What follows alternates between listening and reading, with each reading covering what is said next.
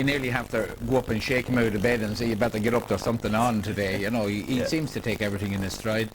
The team move out at about 11 o'clock and they go up and meet in Dunboyne in the castle there, and they have their cup of tea or whatever pre-match meal that they have, and then come in here. But a big advantage for them, I always think, is that, you know, fellas sleep at home at night. They're never out of their normal routine, so it is a big advantage.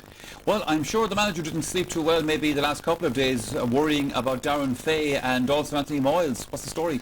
Well, you know, I'm not that up to date with exactly the position, but I know Moyles is definitely in trouble. You know, he's had a hamstring problem, and it'll be interesting to see. But the latest word on him was that he wasn't going to be able to play, which would be a massive loss to the team, because really and truly in some of the games, particularly against Down and Fermanagh and Galway, he was the heart and soul of that team, and he kept them going. So, like, Cork have lost James Masters, of course, but they've had a couple of weeks to sort of organise themselves, and, you know, they set out their team in training and practice matches so that, you know, they have somebody else in. Meath are coming in now rather cold to this, so I just wish I was about 20 years younger and I'd go down and throw off the suit, and I'd love to get out there and put on a jersey. I know, but you see, that's what I like today are all about, because, like, you know, as we said in the opening there, there's kind of history between Meath and Cork. I was reading stories during the week, like, you know, the newspapers with David Beggy down singing songs with the Cork lads down at functions and stuff like that. And that's all the background to it. Some of the characters that were abundant in the game then are no longer. You know, the game's, it's right to say, I think it's much more robotic, you know, and players are much more political in what they say at interviews and how they behave and all that, and there's, you know, there isn't that same feel, you know, Mick Lyons and players like that, you know, and the legendary reputations that they were able to develop. But for Meath today, I think they're standing on the edge of a minefield, because before the Tyrone match they were plucky underdogs. They could go out and relax. They were Division 2 champions. They competed well against Dublin. Having beaten Tyrone, all of a sudden expectations have rocketed, and now they're the warm favourites for this game against a team who are a very, very difficult team to play against. So it's a huge test for me, and they better have their feet firmly on the ground before throw-in today. From Cork's point of view, Colm, you know, they've come to this stage the last couple of years. They've reached the All-Ireland semi-final. On one occasion it blew up on them, but haven't gone any further. So All-Ireland semi-finals are not much good to them. They need to go on. Absolutely. I suppose they expected since the beginning of the year they were going to be here, and obviously they wouldn't be happy with being here. They want to go the whole way, whereas Meath's expectations at the beginning of the year were much, much lower. But Cork, no matter what happens in Munster, they only have to play one match to get into an All-Ireland quarter-final, so they have a distinct advantage over everybody else. But I think the big thing, and my big worry for Meath, is that Cork's strengths are directly there to combat some of Meath's strengths. Like, Cork have a good back line, Meath have a good forward line, and it's those sort of battles. Cork have a very strong midfield. Nicholas Murphy is probably the second best midfielder in the country, maybe the third best. If you put Kieran Whelan and Darragh O'Shea, well then Nicholas Murphy is in the top three with those. So Cork are very strong in certain areas. Now, a lot has been made about the fact that Cork forwards are poor, but yet in Donegal O'Connor and Kevin McMahon, I thought played very well in the Munster final. Maybe they're being slightly underrated. And if I was a manager coming into this game, Billy Morgan or Colm Kyle, I think I'd prefer to be in Billy Morgan's position, no doubt, where everybody is sort of discounting you completely. Okay, well, it's time now to check on the team line now. It's ahead of the minor semi-final, so to take us to the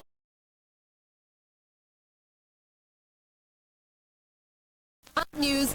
Anthony Moyles, he's been ruled out of this game. Now, Darren Fay will play, but Anthony Moyles, he won't be in action today. Martin, how huge a loss is that for Meath? Well, I think that's a very big loss, Joanne, in the sense that I don't think the Meath bench is particularly experienced and will have the personnel to cover for Moyles. Moyles brings immense experience both to defensive and offensive areas, and his loss is certainly going to be felt today. Obviously, he was named at centre forward, but he's been playing more around the midfield area. How important an area is that going to be today? Well, I think it'll be very important. Great man to pick up broken ball, and again, Anthony Moyles, again, with a lot of inexperienced players around him, was pivotal and very, very important to Meath. And I think it balances out the loss of James Masters on the other side. And even though Cork have struggled in their last two games, not at midfield they haven't. Not at midfield, no. Their two midfielders, Nicholas Murphy, Derek Kavanagh, are outstanding, and again I can see them giving both Ward and Crawford their fill of it at midfield today. Okay, very quickly, a one-word prediction on this one. Win for Cork. Oh, that's some call. Okay, you can find out if Martin Carney is correct when you join him for a commentary later on this big match, the All-Ireland football semi-final, Cork against Meath, which throws in at 3:30. Michael. Well, that was 3 words, but let's see if he's right. You can see Billy Morgan and his players in the background just having a little check on the pitch here at Croke Park. Well, the commentators are here and the fans have started arriving as well, all looking forward to the big day, and some of them right now in the company of Evandy Quillen. Well, Michael, just like Martin Carney talking to Joanne there, the fans have their own views on these two teams as well. Tell us, what's the feeling like in Cork this week? Well, you know, I always have great faith in Cork. Today I think that they're going to come up here and show their true worth. They're written off by the pundits, by the public, by the bookies, so they've only themselves to prove out there. I think they'll go in by 5 or 6 points. Now, James Masters is out, but you've known that for quite a while. Who's going to take over his duties today? Well, Daniel Goulding is a proven, goal scorer and goal getter for Cork, and he's done it under 21 level. He's done it all along, and this year in the All-Ireland series, under 21 series, he's got he's a great scoring rate, great strike rate, and I think he'll do it again today for us. Okay, good man yourself. Now, Meath, talk to me. There could be trouble over Anthony Moyles today. What do you think of that? Well, because Colin Coyle hasn't named his team yet, and we feel that Moyles will play, and so will the Fae. Look, we are very proud of the Meath team so far. Every game so far, you would have told us at the start of the year that Meath would be in All-Ireland semi-final. We laughed, but every game is one step closer to the All-Ireland final, and we're very confident we're going to beat Cork today. Cork are a tough team, and we do think we'll beat them by a couple of points. It'll be a close game, and how it says, come on the Royal. Michael, plenty of colour out here. Throw in still not for another hour, so for the moment we'll go back to you, studio. The Miners are almost ready to go for the second half here, but very quickly, Colin O'Rourke, no Moyles. No, a massive blow. I think he's been... Balance up, that's James Masters, of course, when I missed the match. I think he's much more important to me than Masters has been to Cork. Now, I know that we missed Brian Stafford before Leinster final, and the feeling among the players was we've got to give him a chance to play in a semi-final. I hope that the other Meath players react similarly for Anthony Moyles. OK, it's time to go back to the commentary box.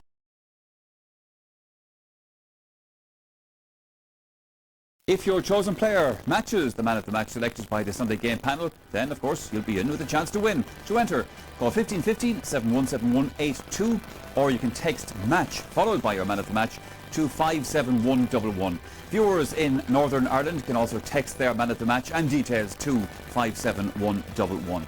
And those details, by the way, are also on RTE Airtel page 193. Lines will remain open until 5:30 today, and the winner will be announced on tonight's Sunday game programme. Very best of luck to you with that. As you can see, this is the Cork team in preparation for their senior semi-final against Meath, who are also on the pitch at this stage. Throw-in is at 3:30 in about 60 minutes' time. And for those of you that might have missed, Colin O'Rourke, let's pick up on the news that Anthony Moyles, pivotal player for Meath, isn't going to make it. No, and he's a massive loss. He really has, along with Darren Fay, been the best player of the year so far, and he probably has overall been Meath's best player. And the problem for Meath is it's very difficult to find a direct replacement. I always prefer to put somebody in on a team rather than making 3 changes to accommodate one out. And it's not clear, whether Meath are just going to be able to do that. Now, I'd hope to bring on Cian Ward, because I think he's a really exciting forward. I don't know what the changes are. If they brought on Ward, they'd have to make several alterations to accommodate. They bring Ward to the full forward line, presumably. The difficulty that they have with Moyles, the reason that he's irreplaceable, is not only is he the spiritual leader of the team, but he has been the key to their defensive success all year, because although he's picked at centre half forward, he's essentially playing as an auxiliary centre half back, which is an old Armagh trick, and it's glued up the centre of the Meath defence for all opposition, including Donegan. I'm sorry to cut across you, just give this information. John Donegan is in the move for Moyles. Right, well, that would be... Chris O'Connor is also out, Colin, and Kenny is in there instead, I think, isn't that right? Yeah, well, that was always Seamus going to Kenny, probably happen. yeah. Seamus Kenny, who was the natural wing back, and came on actually the last day against Tyrone. What about Donegan, Colin? Now, Donegan is a very good hard player. He came on here against Dublin in the first game. He's a central player, and maybe it's not a bad move putting a fella into a centre. He would be. He'd be more a defensive midfield type. So, Meath anyway, we know what they're going to do. They're going to play with 4 forwards. So in terms of what you were saying then about making the change to the team, how does that fit into the picture? That'll fit fairly well. John Donegan will play as more or less a defensive player. He's there in front is young O'Rourke, is the man behind we're looking at there. That's right, an excellent Patsman as well. So John Donegan, good player. He'll play a defensive type of role. Meath will leave the 4 up front. Geraghty, Shane, Bray and Brian Farrell. They'll be the 4 forwards, and everybody else will be the fetchers and carriers, as it was. The one thing, Joe, we were saying a little bit earlier on the programme from a Meath point of view, Cork without James Masters, but they had a couple of weeks to know about that and think about it and plan. There's no doubt. These changes are coming at Meath a bit late. The Moyles thing is a big blow to me, and it'll really test their resolve. Now, the Masters thing I don't think is such a big deal. I mean, he's a very good free taker, but outside of that, he hasn't had a significant contribution in big games in Croke Park. I mean, he was kept out of it in the quarter-final and semi-final last year. Lacey and then Mark O'Shea gobbled him up, really. And particularly if Cork decide, as I think they should go for the brave decision. They should station Cusson on the edge of the square, and they should direct in the aerial bombardment so that the Cork forwards can play off that. I mean, that's what I would be inclined to do. Well, in a kind of a way, I suppose, Colin, it does sort of, we have to see the way Cork play, but it does kind of force a decision on Cork as to what they do with Michael Cusson. Yeah, well, they've used him badly up to now because Cork seem to be playing a running game rather than using him inside. Like we had the Munster final on. In the first half of that Munster final, they kicked in 2 high balls to Cusson. He grabbed both of them and kicked them over the bar, and they never used them really afterwards. Came out to midfield in the second half of that Munster final and did very well. Now, he's not as mobile as a Donaghy type in there, so that the ball has to be slightly different. Plus the fact if he's standing under high ball without moving, he's going to be coming up against Darren Fay, who's one of the best players that actually physically positioning himself under a high ball and stopping the full forward catching it. But he causes chaos. All he has to do is get his fingertips to the ball. Against Sligo, I mean, he hardly even touched the ball, but it set up the goal. Against Kerry, he caused a lot of chaos in there. And the thing about a big guy like that is you saw Donaghy against Monaghan. Even whenever Kerry got the goal, it was that the Monaghan defence were distracted by Donaghy's presence. He didn't actually flick the ball down. It was one of the Monaghan defenders. So, I mean, Cork have struggled, and against an 11-man defence like Meath, if they try to run the ball through, I mean, it's a suicidal tactic. They should move the ball along. Yes. They have good forwards. They have good forwards who can score. As always, of course, this is not just a battle between the players out in the field, it's a battle of wits also between the managers. Billy Morgan, we know, and obviously you know the Meath management very well and what they bring to it. Subtlety. I know Billy Morgan very well, actually. The first time I was at an All-Ireland final actually was 40 years ago, and Billy Morgan was in goals for Cork at that time. You're not that age of a man, Colin, for heaven's sake.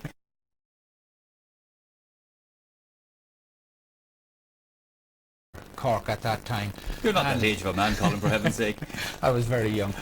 And he was, of course, the captain in 73, won the All-Ireland. He has an unbroken link of service to Cork. He's been a brilliant man, associated with Nemo Rangers with all the club titles and everything else. I think you could call him Ron Seal. You get what it says on the tin with maybe an incendiary device. He can sometimes explode, but Billy's heart is really in Cork football. He has contributed richly to everything good about Cork. And, no matter what you say about Billy, what you see is what you get, and I have always enjoyed a very good relationship with him, and even at the height of the problems with Meath and Cork, he was never anything but friendly. Sure. What about Colin McCoy? Well, Colin McCoy has done a brilliant job. Like, he's taken the Meath team, which was really down and out at the start of this year in the second division, and there wasn't much hope in the county. Let's be frank about it. Like, everybody can jump on the bandwagon now, but he has helped to build a team along with Dudley Farrell and Meath have come a journey, a little bit like the Limerick Hurlers, who were in the hurling final. Meath have come a similar sort of way. Yeah, well, I always felt that there was plenty of footballers in Meath, but that 3-man management, of Dudley Farrell, Tommy Down and Colin Coyle have really got the best out of all the players. And I suppose, they've given fellas like Shane his chance to come along and play, and they've introduced young players and told them more or less just go out and express yourself as a footballer, and given them the confidence to play. They've set down a general pattern. We all know how Meath play. They're going to kick it up into the full forward line and hope that the lads inside are able to wreak a bit of havoc. And obviously you're keeping your fingers crossed for that young man we saw on the screen there? Very, very much so. It's obviously, I'd say I'm more nervous about it than he is, but that's the way it should be. He seems to take it all in his stride. Well, we wish him a good game today, obviously. Okay, a big game here at Croke Park. Big decision to be made by the opposing management teams in terms of their final selections. This is what they've selected on then, after all that, at Marty Morrissey can now outline for us. The Cork hurlers may be gone till 2008, but the footballers are back in town. It's still primarily a work in progress, but surely a third All-Ireland semi-final in a row must count for something. Goalkeeper Alan Quirk, fullback Graham Canty and number 6 Ger Spillane are the men down the middle in a compact defence that loves going forward. But perhaps today they may stay closer to home. Derek Kavanagh and Nicholas Murphy are as good as it gets for a centre field duet in the country, so what's the problem? Well, none so far till you look at the attack. No James Masters means the big call-up for Daniel Goulding at top of the right, an under-21 star with an impressive curriculum vitae. At full forward is 6'7" Michael Cusson. Question is, will the quality ball go into him today? We will find out shortly. The Royals have their own style and image, and in many ways their performance reflects the personality of their manager Colm Coyle and the teams he played on.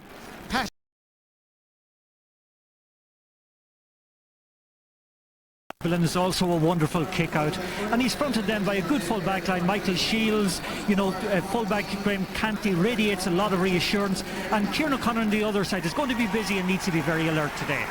Half back line is strong, particularly Spillane, and Anthony Lynch gives it that little bit of experience. That's right, and Noel O'Leary gives it a lot of passion, it must be said, and Spillane has impressed me going forward, and Anthony Lynch will be assured today in his tussle with Graham Geraghty. What about midfield? Captain Derek Kavanagh joined by Nicholas Murphy, probably one of the strongest midfields in the country, Mark. Yeah, in terms of size, experience and skill, I think they're well equipped to give Cork parity at midfield against the two giants that they'll be facing. Half forward line, Kevin McMahon has been RT man of the match in previous rounds, and Pierce O'Neill has done well, as well as indeed John Miskela. Yeah, Miskela got a good goal the last day against Sligo. Pierce O'Neill has been good going forward, has scored 6 points, and Kevin McMahon to me has great flair and skill. What about this full forward line without one James Masters? Well, Daniel Golding has big boots to fill today, like 327 from Masters will be a loss. Cousin has only scored 2 points in the game or in the championship to date, and Donogh O'Connor with his 115, they'll be leaning a lot on him today. Let's take a look at the Meath lineup. Brendan Murphy has been absolutely brilliant between the posts in most of the championship games so far. Yeah, he's a goalkeeper, Marty, of the highest order, as good a shot stopper as you're likely to get. And in front of him then, I think Cormac McGuinness is a bit inexperienced, but very lucky to have the dynamic Darren Fay beside him. And Niall McCaig has been the epitome of steadiness all through. One late change, Mark. You see Seamus Kenny comes in at right half back instead of Chris O'Connor. Yeah, I was very impressed with him in his game against Galway until he went off injured, and both Kevin Riley and Queevin King have grown in stature through the championship. What about the midfield combination? Two big, tall footballers, two good players. Yeah, they're very, very good players, very tall, but I think they need to be a little bit more consistent in their application today. Anthony Moyles is a massive loss to Meath. Very much so. He's the person that stokes the engine, but they have the genius Graham Geraghty on one side, and again a very unselfish and unsparing player in Father Byrne on the other side. I really like the look of this full forward line. What do you make of it? Well, they have scored 2 goals and 46 points up to date. Stephen Bray is all movement.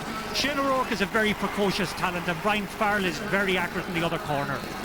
Well, as I was mentioning earlier, our head-to-head is the most interesting confrontation. It's the battle of the full-backs. Graham Canty of Cork wearing number 3 against the opposite number 3, Darren Fay. It's an interesting tussle. For the moment, we'll go back to Michael. And just the goalkeeper Brendan Murphy actually captains Meath today in the absence of Anthony Moyles. Now, OK, we've been hearing from just about everybody today about the big game, so let's hear some more from the rival supporters as we go outside with Ivani Quillen. Yeah, Michael, outside here, we're not going to delay too much longer because throw-in is going to happen very shortly indeed. Joined by an awful lot of supporters, no less than a former Meath player himself. Martin O'Connell joins me as well. Martin, I know what you're going to say in terms of the outcome of the game, but what kind of match can we expect? Well, it won't be easy. Meath and Cork is always tough, and I think it's down to around the midfield. I think whoever wins midfield and gets the ball in quick to the forwards will win. I think we have the forwards to win the game. And a point will do you, I'm sure. A point will do, absolutely, yes. OK, Trailock is here from Cork. Trailock, what do you think? I think it'll be a close game as well, but again, midfield will be the key. Nicholas Murphy gets on top, we'll do the business, and we'll get the ball into the forwards. Will you miss Masters today? No, Gould will do a good job, and there's a good bench there. We'll handle it. Good man. OK, we'll head inside, so because throwing is going to happen very shortly indeed. Back to you. Trulavan, thanks very much. Well, it's time now for our regular little item here on the programme with one of our analysts, and that's our Upper Walya section, in which this week we've asked Joe Brolly to sit down. We asked him to sit down, just basically look at the DVDs, study the contrasting styles, and here's what he thinks. Well, I mean, the obvious clash today is between the Cork defence and the Meath forward line. I mean, Cork have been defensively extremely mean, and their great strengths are their defence and their midfield. Two very competitive, pacey midfielders who have beaten each midfield that they've taken on this year. Well helped by Pierce O'Neill coming in from number 11 and Kevin McMahon. I mean, they annihilated Sligo in the midfield exchanges, and they're very strong in the breaking ball. What's very impressive about them when you see them in the flesh is their size and physicality. I mean, also their kickouts are excellent, so that they're kicked to the advantage of the Cork midfielders. But when I say they dominated the midfield up until this stage of the championship, they really have done so. Meath play a long ball game, but it's a very intelligent long ball game. They're very good footballers. They've obviously come through the St. Pat's Navan nursery, and skill again has been to the fore in there. I mean, players like Bray are flourishing with the new team setup. The four-man forward line works very well.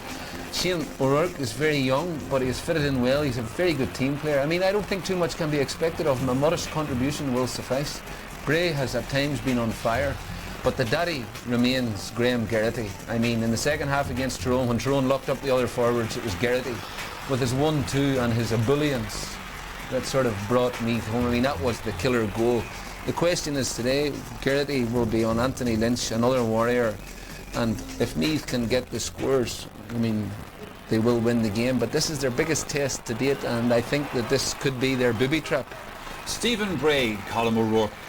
The last tape there, the goal by Geraghty was brilliant, but the possession was won by Stephen Bray, who did Trojan work in the second half, but he wasn't maybe getting the kind of scores that day. This guy actually played first for Meath 3 or 4 years ago, but most people this year are saying, who's Stephen Bray? Yeah, everybody thinks he's 25, like he's been around a while and he's been injured and he hasn't made the breakthrough, but he's one of our big game players. We're ready to go and we hope for the best. All right, well, best luck, Colm O'Rourke, to you and all the family. That's all set to go then. That means we're going to hand to the commentary box, and calling the shots in this one are Martin Carney and Marty Morrissey. Thank you very much, Michael. Brian Crowe from Cavan. Last year's All-Ireland final is the match referee today. A minute's silence in a moment, but first, Aran Naveen, sung by Elaine Canning.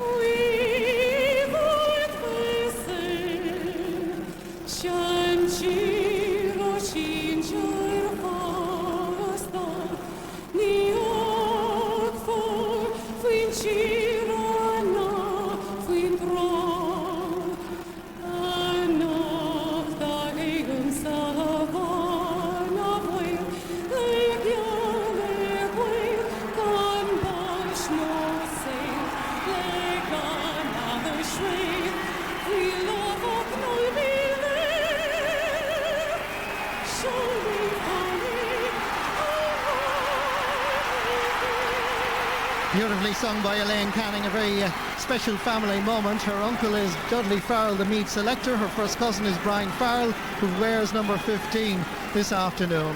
No band here in Croke Park. I believe they actually forgot to book the band, and it's straight into the first of the Bank of Ireland All-Ireland semi-finals. Meath fans fully confident after that great win over Tyrone a couple of weeks ago. Cork won the toss. They're going to be playing from left to right. I can tell you that Graham Canty has moved to left corner back.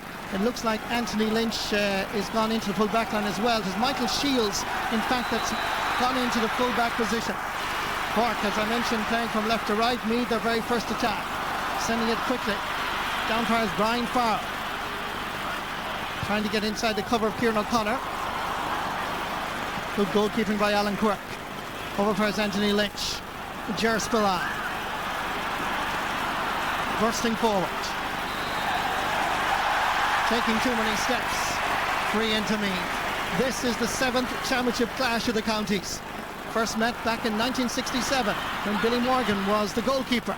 Brian Farrell swinging this across and out over the end line and wide. They've met 6 times in all before this. The last was in 1999. Every time was in All-Ireland finals. At the moment it's Meath with 5 victories, Cork with 1. That was back in 1990. Of course, the famous year for all Cork people when they won the double. Yeah, another interesting switch actually, Marty, is Graham Geraghty has gone centre half forward at the moment, and the lad who's come in, Donegan, has gone out left half forward. Kick out by Alan Quirk. Picked up by Ger Spillane. Noel O'Leary. Centre half forward is Pierce O'Neill. John Miskela scored a goal against Sligo after 17 minutes. Donnacha O'Connor hitting this one sweetly over the crossbar for the opening score. Trailing behind James Masters in terms of scores. Scored a goal and 15 points in the championship campaign so far. What was interesting about that score actually, Marty, is that Michael Cousin, who we expected to play on the edge of the square, actually won that ball out around the halfway line and has quite clearly been instructed to take Darren Fahan a bit of a tour of the pitch. Just to keep you up to date there, Darren Fay is staying at full back. It's Pierce O'Neill that's gone in full forward. So Cork's strategy quite evident to alter the game plan slightly. This ball in far as Graham Canty. Looking for anybody available. Kieran O'Connor was momentarily. Noel O'Leary playing in a left half back position despite wearing number 5. Michael Shields moved into full back rather, to mark full forward Shane O'Rourke. Donnacha O'Connor floating this one in. Brendan Murphy quickly emerges from his goal line. Weaving King. Cormac McGuinness. Down fires Kevin McMahon. Little push there on Nicholas Murphy. 3 in for Cork. Yeah, take up your point actually, Marty, on that. I think neither so much surprised by the fact that Michael Cusson is playing out around the middle of the park at the moment and Pierce O'Neill is in full forward, because I'd imagine all their strategy here was geared towards counteracting Michael Cusson when he was in the full forward position.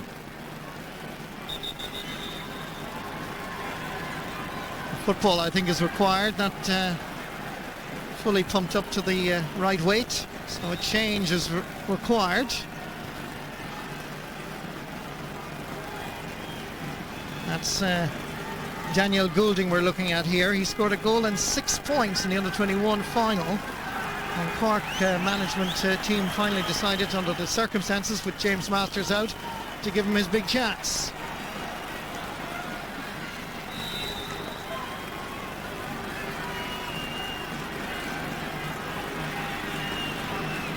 Just inside the Meath 45, Donnacha O'Connor from Ballydesmond and Duhallow. This one is swinging right and wide. Not a good start for Donnacha from the free-taking duties. Psychologically, he needed to put that one over. Very much so. He struck the ball, it must be said, very, very well, but there's quite a swirling breeze down there, Marty. It's quite difficult to know in which direction is blowing at the moment.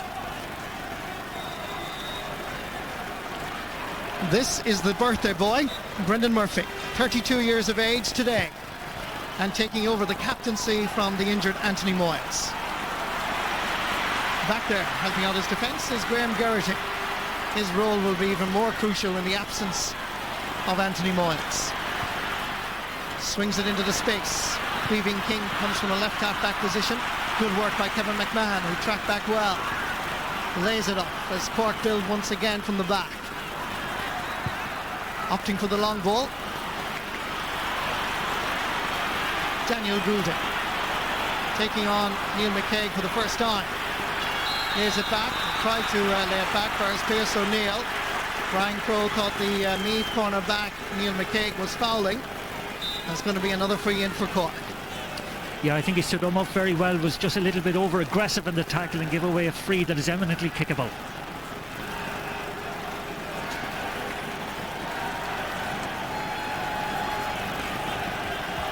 It's quite an impressive CV, as we mentioned in our scene set. He has 4 Munster under-21 medals, and of course All-Ireland under-21 medals as well. Takes this one, and again it's curling to the right and wide. There's an initial lack of confidence in terms of the free-taking responsibilities. Yeah, that's 2 very kickable frees actually Cork have missed in the first couple of minutes, and it indicates probably a nervousness out there. This should have been struck and put away.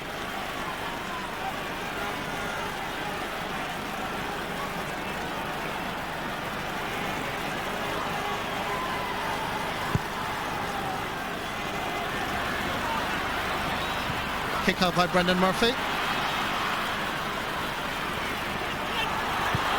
Ball into space. Taking up the responsibility here is Father Byrne. Sending it low far as Stephen Bray. 2 Cork players around him. Swings it in for Shane O'Rourke. That's a good ball. Twisting and turning. Swings the right boot. Connects with the ball and sends it over. Minor footballer last year with the Meath team. Graduated to the senior ranks for this championship campaign, and he is certainly showing his class in every game. Good score. Yeah, that's beautiful composure and skill by Shane O'Rourke. Again, just took that little bit of extra time, received the ball well from Stephen Bray, and again fired the ball over with great confidence. Level for the first time after 7 minutes.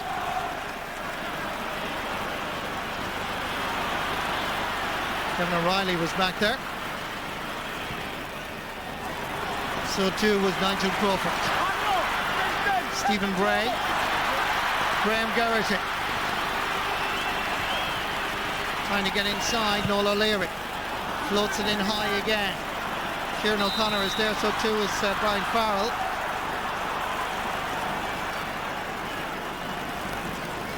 Yeah, I think actually lost the ball in the air. Brian Farrell didn't give a slight little push to, I think it was Kieran O'Connor. Quite a lucky enough free out.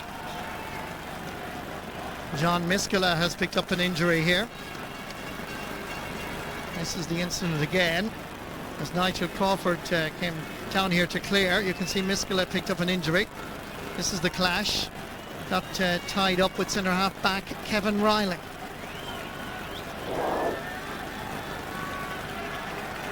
This is his second coming. He was involved initially when Larry Tompkins was manager. Very dedicated footballer from Ballincollig.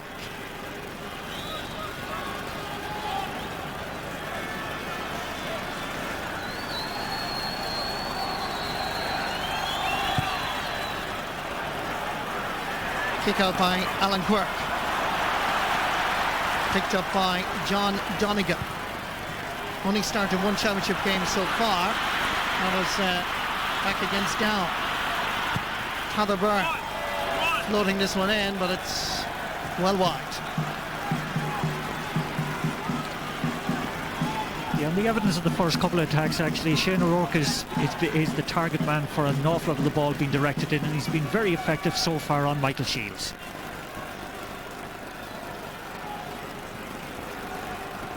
All-star goalkeeper Alan Quirk following in the footsteps of this man, Billy Morgan.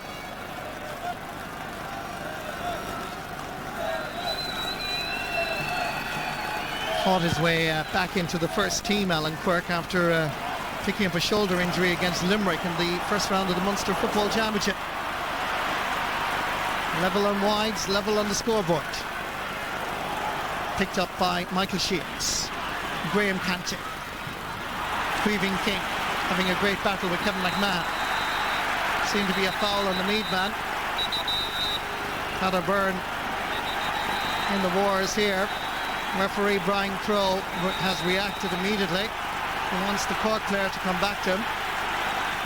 That happens to be Graham Canty, former international rules Ireland captain. Some of the Meath players not liking the challenge and giving a shoulder off camera to Graham Canty. There's a Meath player down on the deck as well, and that old antagonism that was there in the 80s seems to have resurfaced. This was expected to be a war of attrition, but after all, we've only had 10 minutes of football. It's a bit early. Yeah, this is all very unnecessary. Again, both Graham, I think it was Graham Garrity and the right half-back Noel O'Leary got tangled down below us here. O'Leary definitely pushed Graham Garrity, who went down, and then everybody started to join in. But it's quite unnecessary. I think it was done at a time when the referee was going over to book Graham Canty at the far side of the field for an earlier incident, I think, with Father Byrne. Graham Canty is being called, and also Noel O'Leary. So two Cork players. Noel O'Leary, I think, may have been involved with the Graham Garrity incident, as you mentioned, Martin. We saw Graham Canty with that challenge on Father Byrne. And let's see what happens here, because Brian Crowe has the right players. Kevin McMahon also seems to be in trouble. So three Cork players, could well be three yellow cards. It's a black, and it looks a little bit more. It's a yellow for Noel O'Leary. So a tick for Graham Canty, a tick for Kevin McMahon, and a yellow for Noel O'Leary. This is the incident again, as Graham Canty and McMahon fouled Father Byrne. Free has been taken. And again, Brian Crowe is busy.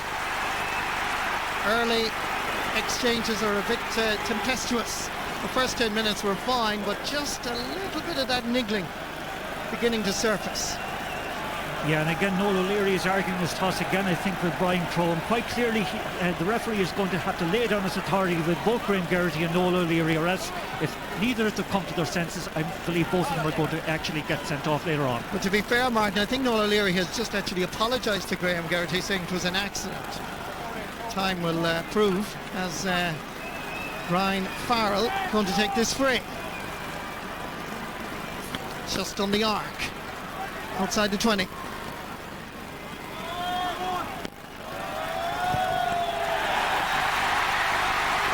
First point for a man from Number in County Meath.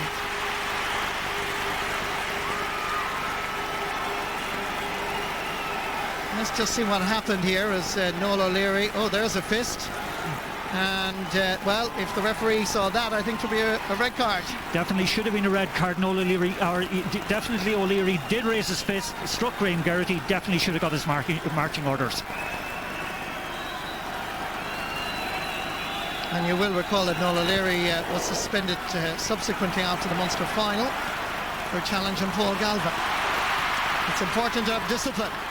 Both sides require to reappraise that attitude. Make sure it is football we concentrate on here in Croke Park. Graham Canty, centre half back, Ger Spillane. Canty goes forward, beginning to pose problems. That freedom, the shackles of playing full back has taken off the Bantry Blues man, and certainly when he did play midfield, that running game that Billy Morgan loves was far more obvious. Well, I think it's the game that suits Cork more than actually directing it into a full forward, and there we saw Canty galloping through from the back line and drawing a foul and earning a free in for Cork.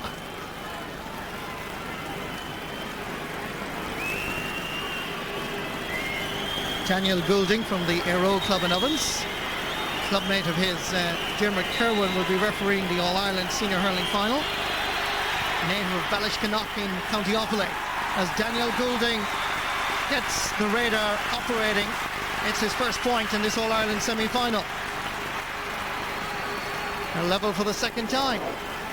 Yeah, he struck that one very well again, and again I must say Mark Ward a couple of metres from him and was making it difficult, but that certainly will do his confidence the world of good.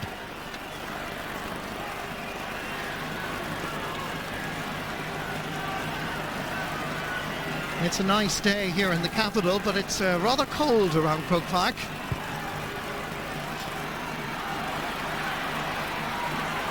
That point by Daniel Goulding, their first score in 12.5 minutes. Creeving King, Patherburn, Anthony Lynch, perfectly positioned to intercept. Gives it back to the man who gave it to him initially, Creeving King. Over towards Stephen Bray, trying to get away from Graham Canty. Twisting, turning, hitting, but it's just off target. Third wide of the game for the Royals. Kick-out was quickly taken, and not a good move by the goalkeeper. John Donegan feeds Patherburn. Donegan available once more. Stephen Bray goes looking for it. Coming from midfield, Nigel Crawford floats it in very high and poses no problem for Alan Quirk. Yeah, what's quite interesting actually about the way Cork are playing at the moment, they're drawing an awful lot of players back behind the ball, and just two lads have been up front mainly. That's Daniel Goulding and Donegal O'Connor.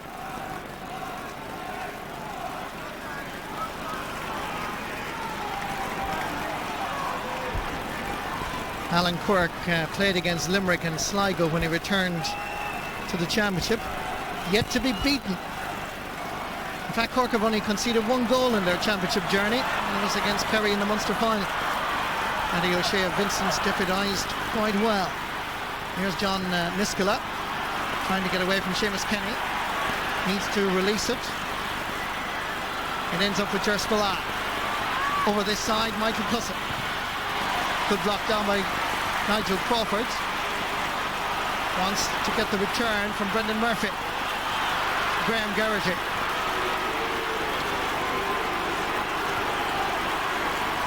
Lays it up. Far centre half back, Kevin Riley. Graham Geraghty getting out to Riley that he didn't get the return pass. Graham Canty, Noel O'Leary, Michael Shields. Ends up with O'Leary once more. Michael Cusson operating around the centre of the park. Kevin McMahon. Plenty of running off the ball by Cork. This is Donnacha O'Connor getting the return. Kevin McMahon getting inside the cover. Coming from midfield is Nicholas Murphy. Uses the fist and puts it over the bar.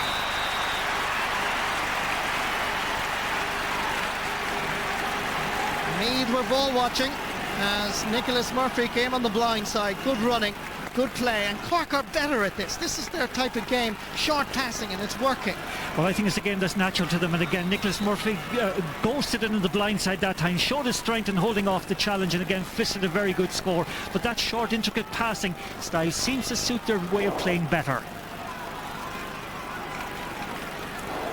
I'm sure there was a lot of debate, Martin, over the last couple of weeks. Would they stick with Cusson at full forward? I think the word in the street was that he was going to be moved out around the midfield area. Here's Nicholas Murphy. Beautiful catch.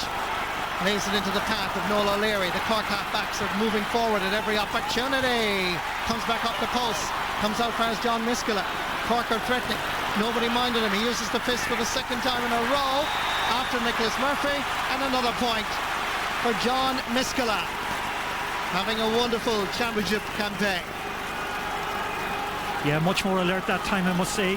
Miskela again just shows good composure, was going to let the ball out, but again just held his nerve, put the ball over the bar.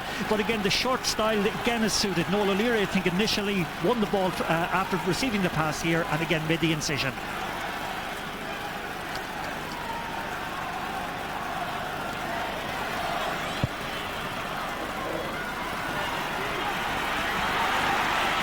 Catch by Anthony Lynch, lost it on landing. Back far as Derek Kavanagh. Flicks it back far as Michael Cusson. Noel O'Leary. The marking by Meath is rather poor. Here comes Donnacha O'Connor. Inside is Spillane. O'Connor goes solo. Fabulous point. They rate him very highly down in Duhallow. He won an All-Ireland Junior medal 2 years ago.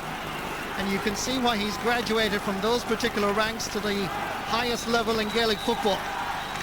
Yeah, and I think he's exploiting the inexperience of Cormac McGuinness, who's struggling a little bit on him at the moment. O'Connor's showing very well. He's that little bit faster than McGuinness, and the quality of the ball coming in is also of very high level.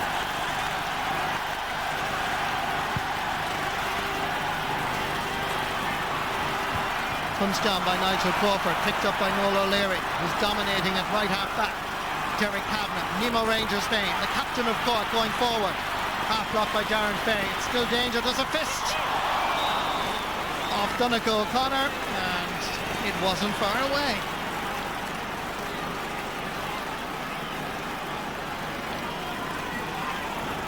Good work here by Kavanagh. It was Fay that actually got a touch to it, and it was Donnacha O'Connor that got the fist. Yeah, just at the moment Cork are rampant actually. They've won the last 3 kickouts I think on the break, and again O'Leary in the right half back position is driving forward. Graham Geraghty is caught between 2 minds as to whether to go with him or whether to drift forward, and they're certainly dominant at the moment. After 20 minutes of play, Meath have scored twice, only 1 point from play.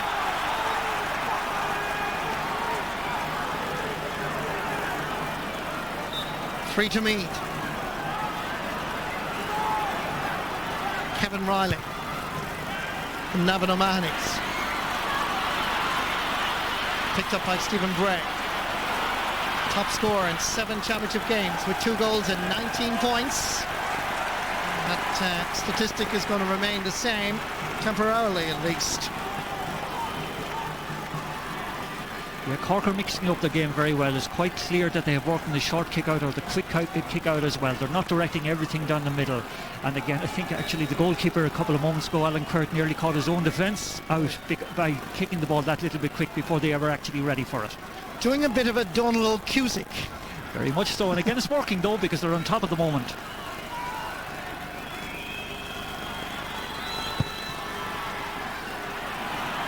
Out to the far wing, but it's straight to a Meath man, Kevin Riley. Floats it in. Good covering by Michael Shields. Kieran O'Connor. Not a good ball for O'Leary, but he gets it anyway under ferocious pressure. Seems to have picked up the injury rather late, and immediately when the referee says he's not taking any of it, he's back up on his feet quickly.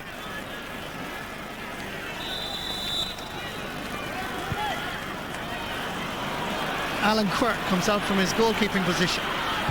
Well, Cork are playing with a bit of flamboyance and confidence. Two Meath players go up for it. Comes down past Donegal O'Connor. John Miskiller to his right. Coming through, Daniel Gouldy. Far side, it's Nicholas Murphy. Coming again on that same blind side in front of the Hogan stand. Darren Fay chases after it. Nicholas Murphy goes down, but it's picked off the ground, and that's going to be a free out.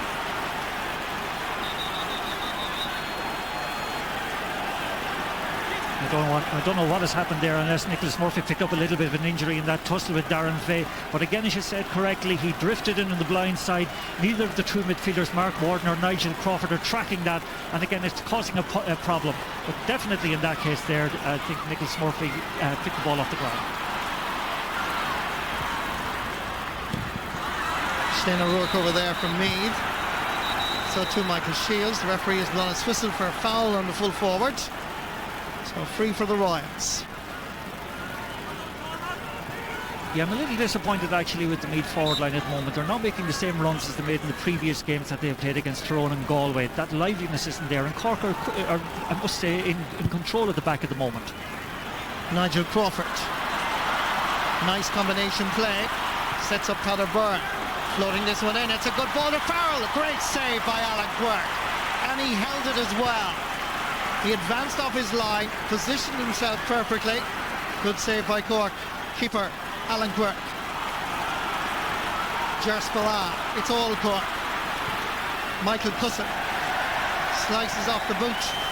Sideline ball for me. This was very good goalkeeping.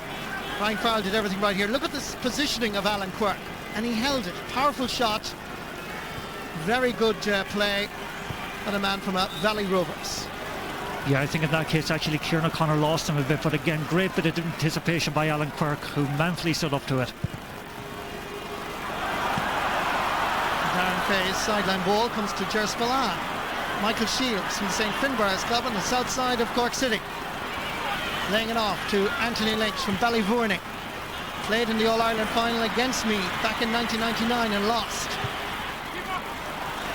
Easy ball for the Meath keeper. Over this side, John Donegan, named at centre half forward. They're playing very deep. Hit a fair shoulder by Nicholas Murphy. Backfires Mark Ward. We've seen very little of Ward actually. Pumps it long. Plenty of Cork defenders there. One of them is Ger Spillane. Tactically, strategically, the Leesiders so far, after 25 minutes, have got it right.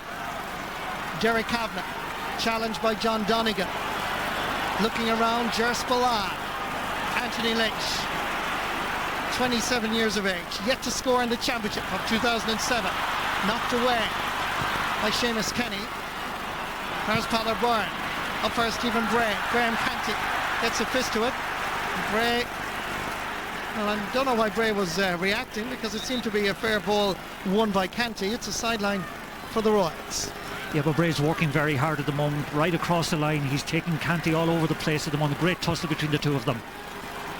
Ball into Shane O'Rourke. Michael Shields stays with him. Good work by O'Rourke making an angle. Alan Quirk is underneath it. And for a square ball infringement, referee Brian Crowe has blown a whistle, but he's still going to check on his umpires. John Sheridan and Jimmy Galligan are the umpires down there from Drumalee and Killygarry. I think he was just saying that the ball might have crossed the line, but it didn't matter because the referee had already blown his whistle. Yeah, again, it must be said, Alan Quirk very, very strong under that high ball coming across. Just watch here, Shane O'Rourke, again, right-footed across. Difficult ball for a goalkeeper. Keeps his eye on it, under pressure, saves well. Didn't look like it crossed the line anyway, Martin. Let's see it from this perspective. No, it dropped right on the line, and again, very, very confident goalkeeping. Coming in is Ger Spillane, dominating at centre half back. Floating this one in towards Miskela. Waiting over here, Mark Ward. Darren Fay. Nigel Crawford. Brian Farrell. Good work by Kieran O'Connor. Holding off Farrell. Farrell was deemed to have been fouling. So free for the Leesiders.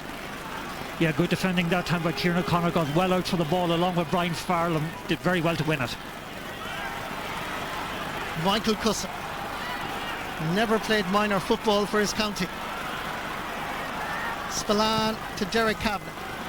Into the space. Good defending again by Niall McKay. Kevin Riley. A nice little turn by John Donegan. Goes for the diagonal ball. Knocked down by Brian Farrell to Stephen Bray. The referee and the umpire, I think, both agree that ball is wide. Been a very, very low scoring game, Martin. Again, that's the trademark of Meath's way of playing. Again, a good quality diagonal ball. Farrell knocking it down to Bray. Bray just drifting the ball a little bit to the right of the posts. Interestingly, Meath haven't scored since the 12th minute of this game, which is a long time. It's a little bit longer, actually. 12th minute, 15 minutes, yes, that's correct. As Cork and Meath battle it out for a place in the All-Ireland final.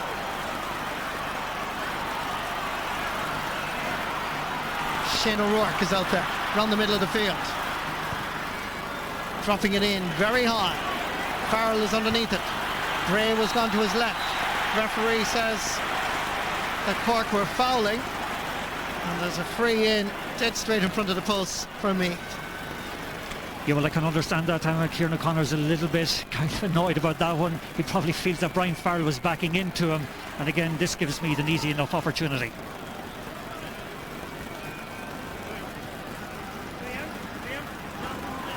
Brian Farrell going to take this himself. 3 years now on the Meath senior team. Made his debut against Wicklow back in 2004.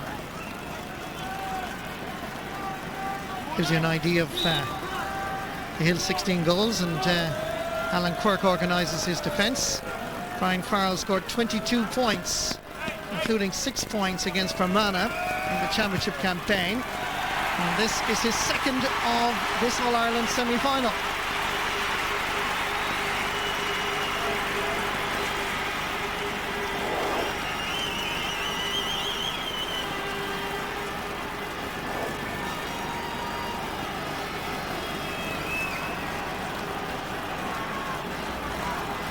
Once again, it's Alan Quirk that's going to take the kick out. And so far, half an hour gone, Martin Carney, and have to say their superiority is reflected on the scoreboard and probably deserve to be a little bit more ahead, Cork. Yeah, but both teams are very strong defensively, it must be said, and the type of formations that both sides have isn't lending to a high-scoring game. Meath make a change. Cian Ward is on, and the player that's going off is John Donegan. Cian Ward, you will recall, was the hero in the drawn game between Dublin and Meath. Came on as a super substitute, scored 5 points. Noel O'Leary. Ball given away, intercepted by Cormac McGuinness. Shane O'Rourke spraying it over to the far side. Better football out of Meath.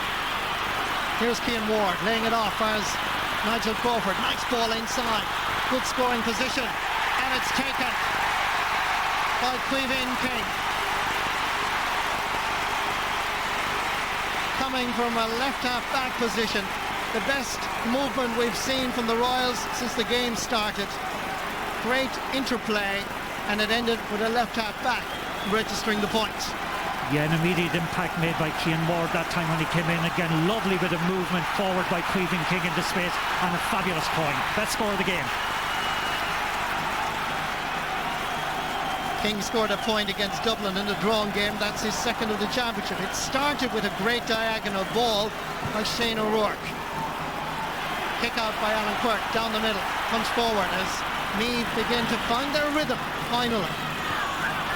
Michael Cusson come back seemingly into the full forward line. Anthony Lynch going forward from left half back, trying to flick one through for John Miskela. Cormac McGuinness stays goal side of him. Lynch is available inside. Miskela, waste of possession. Brendan Murphy lays it off. There's the point scorer, Queeving King. As the Leinster boys step up the tempo. Here's Mark Ward. Ball into the space for Pat O'Byrne to chase after. From Ballinlough, club that also produced the great Jody Devine. Inside is Shane O'Rourke unmarked. Brian Farrell wants it to his left. Farrell is there, but it's O'Rourke that takes the point. Second point of the All-Ireland semi-final, and Cork and Meath are level for the third time after 32 and a half minutes. Yeah, wonderful score by O'Rourke. He was going to give the ball out for a moment, just held it up for that little bit of moment, had the confidence in himself then to rifle it over, but just watch the guy coming through the middle. He was in two minds whether he'd give it out or not. Good score by Shane O'Rourke.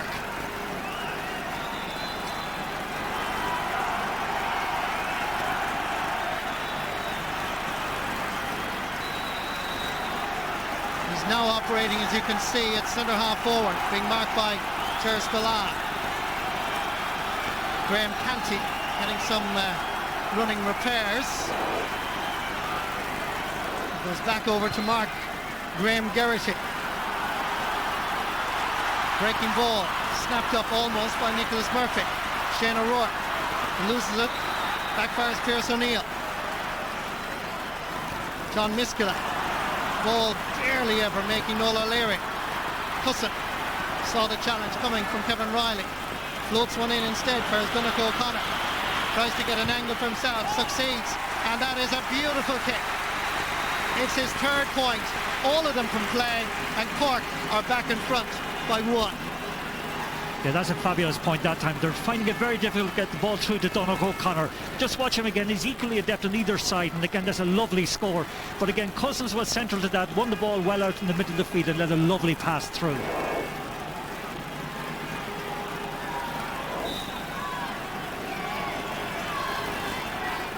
Colm Coyle, formerly of Centralstown and St. Oltons. Kick out, gathered by Nigel Crawford. Darren Fay, Kevin Riley, floats it in high and long again. Graham Canty is back there. Brings in his goalkeeper, Alan Quirk, into the play. Being challenged by Graham Geraghty. Thompson into the space, beyond Anthony Lynch. About to be challenged by his opposite, number 7, Queeving King. Line ball for Cork. Lynch got the touch. 2 minutes of additional time to be played in this first half. Played in a very sporting manner, apart from that one bout of fisticuffs. John Miskela. Backfires Daniel Goulding. Hits it onto the left peg. And the umpires agree it is over the bar. The two corner forwards between them now have scored 5 points. Daniel Goulding is on 2, Donnacha O'Connor on 3. Yeah, that's an indication actually of the ability that Daniel Goulding possesses. Again, has had very few opportunities to shine during the game, but that time again struck a beautiful point from distance.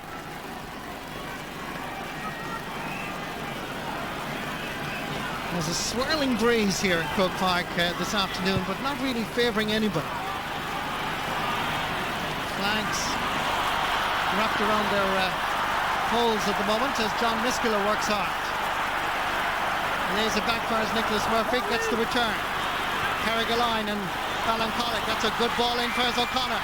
Stephen Kenny is back there. O'Connor lays it back. This is a good movement by Cork. Chance for Kevin McMahon to float it in over the crossbar, and it's there by centimetres.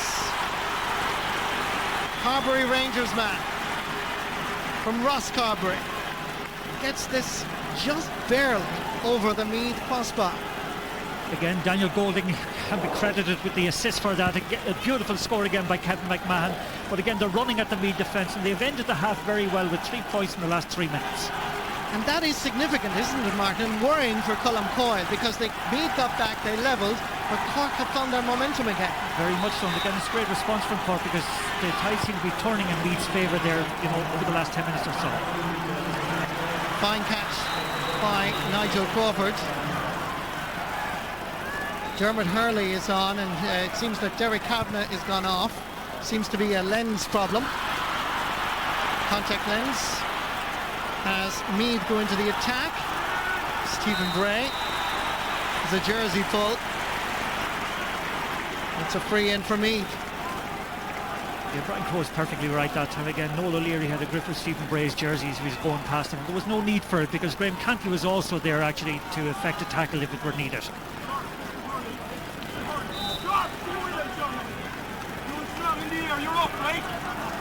Brian Farrell going to attempt this on the 20-metre line.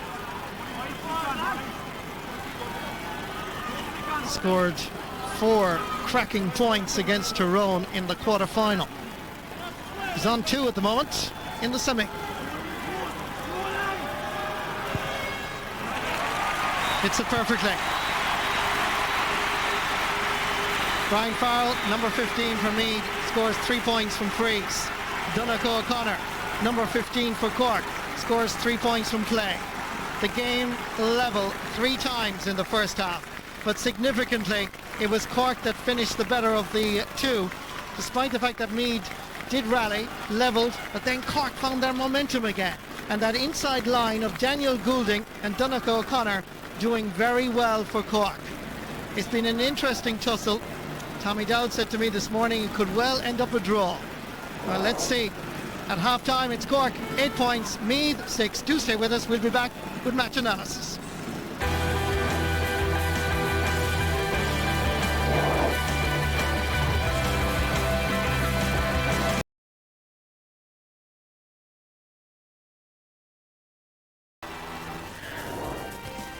Welcome back again to the Sunday Game Live. So then, Cork have qualified for this year's All-Ireland football final, where of course they will meet the winners of next week's semi-final between Kerry and Dublin. There's a look at the stats to wrap up on today's game, a day of celebration obviously for Cork and a disappointing day for Meath. But they'll go away and have a look at the tape of this game and see, I suppose, where things went wrong and come back next year fighting for it all over again. We've been talking here in the studio to Joe Brawley and Colin O'Rourke. You know, one man, I suppose, Colin, that did an awful lot of damage to me today was Donegal O'Connor. Yeah, and we did signal that he was a good forward in advance, you know, in the criticism of the Cork forward line. You know, I was saying before, I thought he was excellent in the Munster final, and I saw him in Portlaoise. Left foot there, right foot coming up here. And this was early on in the game when the Cork forward line, you know, needed a few scores to give them a little bit of confidence, and he was the player that was doing it. And he was showing out in front all the time. Again, you know, a few of them forward. They're good scores in any man's language. Absolutely, you know. Every one of those scores is a top quality score. And you could see in the second half there, you know, players wanted to give him the ball. They knew he was on fire, and he was punishing Meath every time he got the ball. He was, and I'm afraid Meath were not doing something similar to Cork. I think that Noel O'Leary got right under Garrity's skin and took him out of the game completely, and I think Bray came into it with a big reputation. He suffered very badly in the second half against Tyrone. I think Conor Gormley planted doubts in his mind, and Meath's confidence drained away as Bray began to kick wides in the first half. I mean, Bray missed 3 great chances. But they were all at this, Joe, most of them were anyway. Well, in the second half particularly, you know, Meath were snatching. I mean, that was Bray's second when he had loads of time, but he missed an even better chance just after that when he had looped around the outside and there was no Cork man on him. And you could sense by half-time the game slipping away from Meath. The second half, they just didn't turn up at all. I mean, this summed them up. I mean, Paddy Byrne was, 25 yards out? And that was the panic at that stage setting in. You know, it was an easy point, and he just blasted it because he was panicking, you know, and that was generally characteristic of their play. You know, they made a lot of substitutions, chaos reigned, and their cause was hopeless at that stage. It was, and I suppose, you know, you're going to miss things like that, Colin. You're not going to win matches. No, but like, you know, Cork were the dominant force for most of the second half. I mean, like the Paderborn point came at a period, I think, where Meath were about 5 down, so it might have given the team a bit of a lift. But after that, a lot of the wides was when the game was over anyway, so it wasn't really a contest. But sometimes a fella like Stephen Bray missing a point, it's worked more than anything to the opposition because it's psychological. It is, and it shows that they have the player under pressure. And he has been far and away Meath's best forward during the year, and he's a good player. You know, he hit those 3 wides, and of course, naturally enough, your confidence drains away. I know, yeah. Disappointing day, obviously, for Meath fans, also for Colin Coyle, their manager, has done a big job with him this year. Didn't work out today. He's talking to Joanne. Thanks, Michael. Colin, first of all, a hard luck today. Meath played some lovely football the last couple of games. How come you just couldn't reproduce it today? I don't really know. I think a lot of it was down to Cork. They've did their homework. The defence is very well, and we didn't really get time on the ball up front. A lot of the time our forwards seemed to be under pressure shooting, and you got to hand it to Cork. And on top of that, a lot of lads didn't kind of click into form today. It just didn't go for us. I know you don't like to pick out individuals in general, but it did look out there today like you were missing Anthony Moyles. Anthony was a big loss, but you can't just put it down to that. It was just all over the field. We got chances early on, and we turned them down. We missed them, and we were very kind of cautious in our approach. We didn't play with the tempo we did against the Tyrone, and that's the way football goes. It's kind of ebbs and flows. And Cork got a run on us, and we didn't really respond to them. So Anthony was a loss, but I can't put it down to that. There was too many areas of the pitch where we were in trouble, and that's the way it was all day. And I said fair play to Cork, they won fair and square. Midfield was one of those areas in particular, wasn't it, where you struggled today? Probably towards the end of it, but I thought the two lads more than broke even in the first half, which we weren't really picking up the breaks. So Cork were that bit hungrier, and as I said, it's I can't really put my these things happen in football. It's whether it's the favouritism tag or whatever. We just didn't play, and they didn't do themselves justice. And I'm very proud of them. They had a great year, but they just didn't play on the day. You touched on it earlier that their heads didn't seem to be in it from the start. Is that, like you said, a lot of inexperience at this level? Possibly. Like both teams went out there, they were very nervous, and when we brought it back to 5-5. We had a bit of a run, but Cork came back up the field and got 2 points and went ahead again, and that's what we did in previous games against Tyrone, but we never actually built up a bit of steam, and at one stage we had only 1 point in the second half. I think they had 1-4 or 1-5, and that's just the way it is. It's football, and maybe the occasion got to them, but they learn from it. And I was just saying to them, they're very disappointed in the dressing room, and it's very hard, and it seems like it's the end of the world at this stage. But Cork have been there for the previous 2 years, so third time lucky. So I think our lads will learn from it, and we've come a long way in a short time. So I take a lot of positives out of the year. And a lot of very young players who've shown so much talent this year. Yeah, unfortunately they didn't really show it today, but there's a lot of talent in me. There's a lot of old fellas there as well. So, but as I said, we can take a lot of positives out of the year. And if you said a few months ago that we'd be in this situation, it's a killer at this stage. But I said it was a good year for us so far. Well, again, hard luck today, Colin. You've really shown us some great football this year. So thank you. Back to Michael. Okay. Good. Absolutely, and I suppose I do recall, Colin O'Rourke, you definitely recall yourself and Colin Coyle and lads like that played here in All-Ireland semi-final, and it didn't happen for you that day either when you were Leinster champions, and you went on and won the All-Ireland the next year. The following year, and if football over the last 10 years shows that very few teams come out of nowhere and win the All-Ireland. Generally teams build up year after year and make incremental improvements. And I think Colin Coyle is right to have a philosophical approach to the year, because if you take this game, it was an absolute disaster from a Meath point of view. But if you take the year as a whole, exactly, won the second division. Okay, people might say it's only the second division, but I think Meath have played something like 16 games. 7 championship matches, gone a long way. So the team has developed, things have progressed. And they're there to make further improvement next year. But they came up against a team who were much better developed in terms of team play, experience, craftsmanship, everything else. That's right. And that only comes with time. We've also acknowledged that fellas didn't play today around the fields. It didn't happen for them. But how much of that was, Colin Coyle didn't want to put it down to Anthony Moyles not being there. How much of it was the fact that Trevor Giles used to do this kind of general thing around the middle of the field, settle everybody down? Why is there something similar? He was a huge loss, particularly against a team like Cork that are so strong at winning that ball and recycling it around the midfield area. Moyles has been central to Meath's success. So, he's very calm. He's their leader, and I don't think that Meath were ready to win that game today, whether he had played or not. Cork were ready to win the game. as Gollum says, you can't come out of the blue and win an All-Ireland. You can't come from nowhere. You must have an arse in your trousers, you know, and that takes a while. I mean, Monaghan were incredibly well prepared against Kerry. I mean, I just couldn't believe how mentally, finally focused they were for that and how ready they were.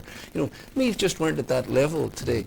But Colm Coyle is absolutely right. It's a great learning experience for the players. And Monaghan also discovered you couldn't come out of nowhere either. Well, do you know, but I mean, they were so tuned in, so close to it, you know, and so devastated. You know, they've made a terrific advance. But I mean, Meath can take solace from that as well. They beat Monaghan well in the Division 2 final. Meath have competed with a lot of big teams this year on equal terms, and you know, next year is the year now where psychologically the boys will have in their minds now, well, we actually can compete at this level. I mean, they came into the Tyrone game and they were, well, you know, can we do this, can we not? Let's have a lash at it. Yeah. And of course everything went for them and they came through it. And then all of a sudden everyone's saying, God, Meath can win an All-Ireland here, but it's just too soon for them, you know. Yes, I suppose when the game was getting sticky for Meath in the second half, Colin, probably needed a goal at that stage. It was Cork that got it.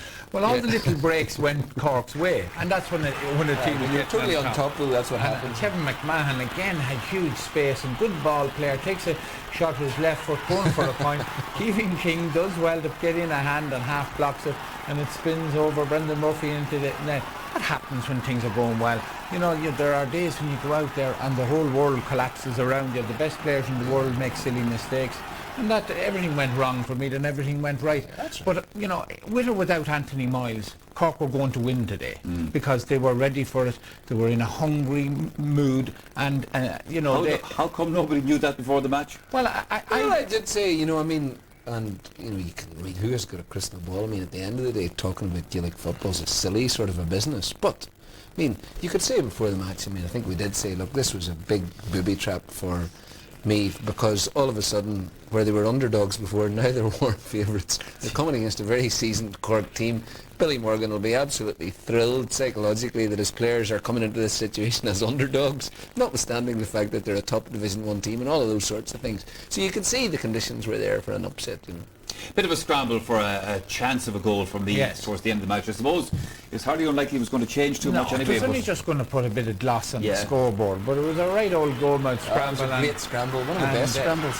I'd say Nigel Crawford kicks it in, and again I think it's Kevin Riley gets a punch, hits the cross for Cian Ward, thinks he's flicked it into the net, it comes back out to him. But again, when things are going for you, everything works like that. You know, the ball hits the underside of the crossbar and looks as if the easy thing is. But like, you have to pay tribute. Like, look at all the Cork backs that got back in. They threw themselves there. I think it was Nicholas Murphy was coming in, he was going to throw himself there, whether his head hit the post or not, they were going to keep the ball out. So it shows the sort of fire in the belly that Cork had. Okay, well, there's 3 left in the Football Championship of 2007. We'll talk about that in a moment, but stay with us more on this semi-final and the final after the break.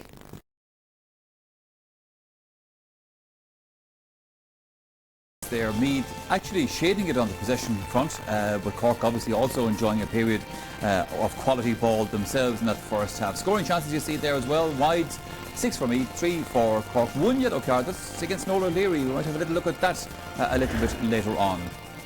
Joe Brawley, Colm O'Rourke with me here in studio. Colm, what you've seen so far from that? I thought the game was very evenly balanced. I think both teams had periods of supremacy, and I think the scoring chances, 14 to one side, 15 to the other, shows the balance in the game. We thought, I think before the match, that it might be decided by the Meath full forward line against the Cork full back line. In fact, it's been the Cork full forward line that's been really doing the damage. Goulding has been good, but Donald O'Connor has been the one player that's really stood out for me for Cork. Meath have now put Seamus Kenny back on him. He's still scored another point. He's the player really in form, and if Meath don't clamp down on him, they're in big trouble. Fairly low scoring match, obviously, Joe. So it's a bad match, you know, but I mean, it's inevitable that it's going to be defensive because Meath are playing with an 11-man defence. Cork's 2 wing half forward or wing half backs are sitting back and protecting their own defence. So the problem that Meath have had is even when they've been dominating the midfield exchanges as they were in the first 15 minutes, they're not scoring. Now with Shane O'Rourke coming to number 11, where I think he needs more room, and he's a footballer who can express himself very well. Full forward, difficult. You know, there's a man on top of you all the time, and you need to be used to that. Shane's position naturally is number 11. Garrity's much happier in the full forward line, and with the way the team has changed, Meath now have a much more natural feel to them. We normally see Darren Fay and the lads in the full back line looking kind of rock solid, but there was a period there, Colin, that first half when it was Mesca that got a point and Donald O'Connor got a point. At that stage, the Meath defence was running around the place a bit. And they were, and they could have given away a goal easy enough too, but like Darren Fay hasn't been as dominant as he has been in previous matches. You know, there was one of the few catches there from Nicholas Murphy in midfield, and Noel O'Leary got, you know, he went for the point there, back off the post, and Miskella then fails to go outside, and both Niall McKagan and Darren Fay sort of let him in, and if he had to give him that ball across the goals, it could have been in the net from somebody coming in to flick it in.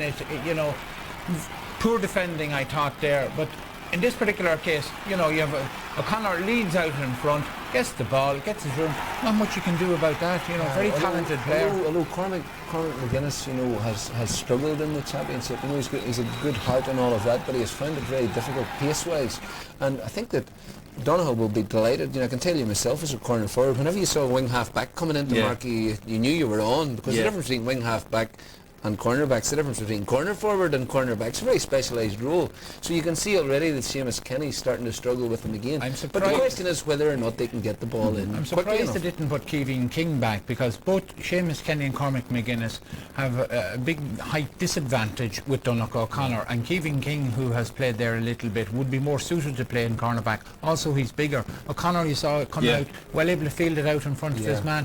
And, you know, the Cork forward line is big. It's a physical forward line, you know, and they're well able to win their own ball. The worry, Joe, for Meath from their full forward line, nothing from Stephen Bray, nothing from play from Brian O'Farrell. Now, Shane O'Rourke's got 2 points, so he's doing his bit. Second one, nice bit of coolness out of him. Well, I think you always wonder, whenever a forward hits prominence at 25 years of age for the first time and no one has heard of him, you always wonder, well, what are his credentials? You know, why has he not played in the Meath team before?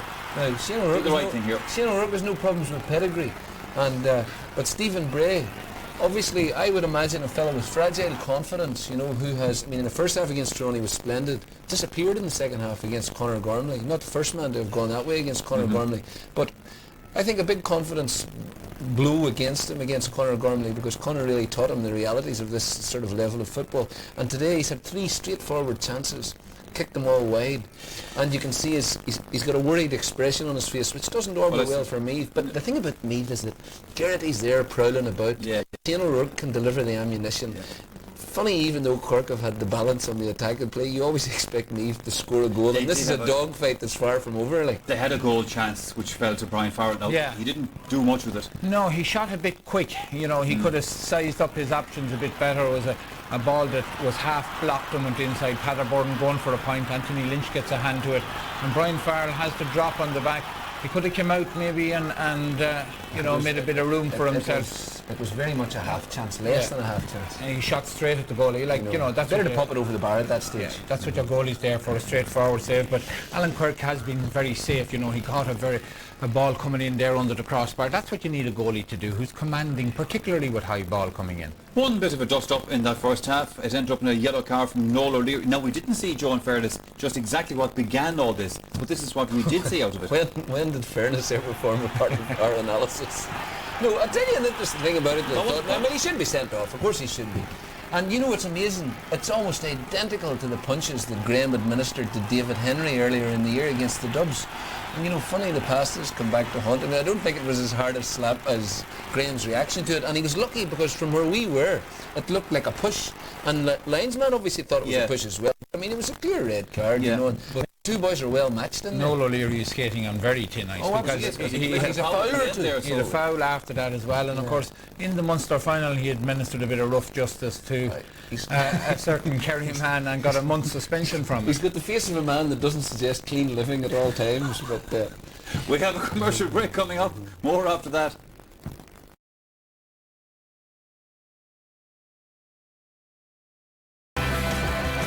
Now, just looking ahead to this evening's edition of the Sunday Game, Pat Spillane and guests will be in studio reflecting on today's big games here at Croke Park, with more besides, and all that's coming your way at 9:30. Now, one other item to watch out for tonight on the programme. The country's top GAA referees got together recently to exchange notes and views on the way they go about their important roles. But the Sunday Game joined them for an interesting insight on life from their point of view. It's not easy being a referee. Enjoyable, I'm sure, but the question is often asked, who would want to be one? For the referee of today has to cope with increased media coverage, television, Performance today made everybody. newspapers and phone-in radio shows. It was absolutely disgraceful, the refereeing yesterday. Some referees seem to think that it is their goal in life to let the game flow.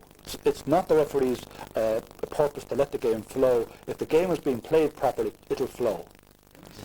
And you can see more of that on tonight's edition of the Sunday Game. The teams are back out. Tony Davis is with us here in our presentation box. He said to Joe Brody, wait till you meet Noel O'Reilly's 7 brothers. Let's go back to the commentary box and rejoin Martin Carney and Marty Morrissey. Thanks very much, Michael.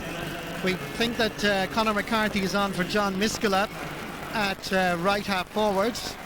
You had Donovan Ross, a skipperine man from West Cork, who has been introduced in most of the game so far and has made an impact. He was particularly impressive against Kerry when he was introduced in that Munster final. 37,994 people here in Croke Park, which is quite a small attendance really. But maybe if Tommy Dowd is right, we could be heading to a replay. Let's see. It's 8 points to 6 at half time. The Leesiders from down south with the advantage on the scoreboard temporarily. Here's Conor McCarthy getting one through for his Pierce O'Neill, willing to take on Kevin Riley. Jersey is pulled, and that's going to be a free in for Cork. Pierce O'Neill came to prominence on the underdogs team. His midfield partner on that particular day was none other than Kieran Donaghy. Yeah, there were a couple of beautiful low passes that time. O'Neill did very well and again skinned Kevin Riley. But again, just going back to Meath for a moment, Marty, they're not getting the most out of their big players. Graham Geraghty needs to come more into it, and again, their scoring has been far too sporadic. Simple enough tap over for Daniel Goulding. That's his 3rd point. Interesting, from Cork's 9 points, 7 of them are from play, only 2 from frees. Both of those frees taken by Mr. Goulding from the Aero Club in Ovens. Glorious sunshine now here in the capital, illuminating the red jerseys of Cork and the green and gold of Meath. Michael Cusson, ball into space. Chasing after it is Daniel Goulding, being fouled by Neil McKeague, and a free in for Cork. Yeah, the two cornerbacks, both Cormac McGuinness and Neil McKeague, are under huge pressure from both Goulding and O'Connor, and again the quality of the ball at the moment is very, very good from a Cork point of view.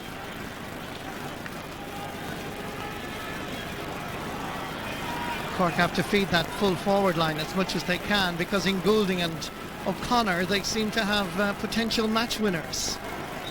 They're both on 3 points apiece at the moment out of that total of Cork's 9. That's 6, and Donncha O'Connor has a chance here to increase the Leesiders' lead. Nice easy start of Donncha O'Connor, gives him his first free, first point.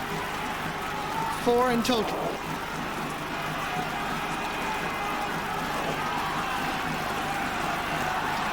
Four points between the teams. 2.5 minutes played into the second half. Meath found their rhythm after about 22-23 minutes of the first half, but still ended with points conceded to Cork, one after the other, 3 of them in a row. Grieving King scored a point in the first half, hoping to curl this one in. But it's staying dead straight and dead wide as well. It's a total of 7 wides for Meath in this semi-final. In contrast, Cork have registered just 3. Yeah, again, he would be better off that time to try and let the ball through to Bray and Farrell, who are making reasonable runs. But again, Meath just are not getting enough out of their forward line. It'll be interesting to see, can Keane Ward make an impact in the corner, where he's been marked at the moment by Michael Shields. Kick out by Alan Quirk. Pierce O'Neill underneath it. Graham Canty. Another Graham right beside him, Graham Geraghty. It's going to be a sideline ball for Cork. Yeah, from a tactical point of view also, Michael Cousin is playing out around the 45-metre line and is leaving that little space for the 2 corner forwards further inside. An All-Ireland semi-final though, Martin, it lacks that intensity, that speed that we would expect from a team that's now registered as one of the top 4 in the country. That's right, there's not an absence of atmosphere here today in all fairness, and again Cork have brought a very poor following to the game.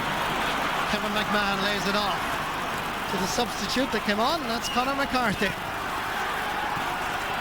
Kevin McMahon takes up the responsibility. Difficult enough angle from in front of the Cusack stand, too difficult. Easy ball for Brendan Murphy. Lays it off, fires Father Byrne.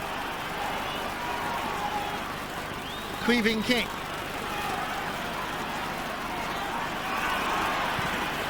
Kevin Riley opts for the long ball. 2 against 2 here. But the danger is the fact that Graham Geraghty is up there, sniffing around. Brian Farrell makes an angle for himself. Floating it in high again. Cian Ward is chasing after it. The ball is well wide. There's an incident here, as you can see, in the goalmouth. Graham Geraghty is entangled.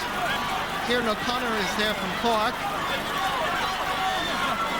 Referee Brian Crowe and his umpires very quick to make sure nothing else follows. That's Michael Lyons and Philip Devine from Drummondley and Larry United there with the match official. And he's now having a word with Graham Geraghty and Kieran O'Connor. Yeah, I didn't see what happened that time. I was following the flight of the ball, but certainly both of them were like 2 salmon in the net the way they ended up in there. Let's just see what happened here is Kieran O'Connor and Geraghty. Well, I think it's one of them, 2 of them, but Geraghty was more sinned against. Well, certainly they were both at one another there, pulling and dragging out of each other, and again there seemed to have been a little bit of fisticuffs involved in that. Kick out by Alan Quirk. Goes straight to Father Byrne. Meath support in the almost 38,000 attendants trying to get behind their county now. Realising that the Leinster boys are in a spot of bother. Sideline ball for Meath. Queeving King takes it quickly. There's Mark Ward. Great block down by Nicholas Murphy. His momentum keeps him going. Pierce O'Neill tries to chip it forward. Intercepted again by Queeving King. Over this side is Mark Ward again. Gets away from Michael Cusson, ensuring that he's not blocked down for the second time. Stephen Bray gets away momentarily from Noel O'Leary, and that is over the bar. It's taken 41 minutes for Stephen Bray to register his first point. Remember, he came into this game with 2 goals and 19 points in 7 games. Yeah, and he's playing at the moment out at left half forward. He's been marked by Noel O'Leary, and again nobody seemed to be taking care of him that time, and again he exploited a good bit of forward play, or a good bit of midfield play, it should be said, by Mark Ward.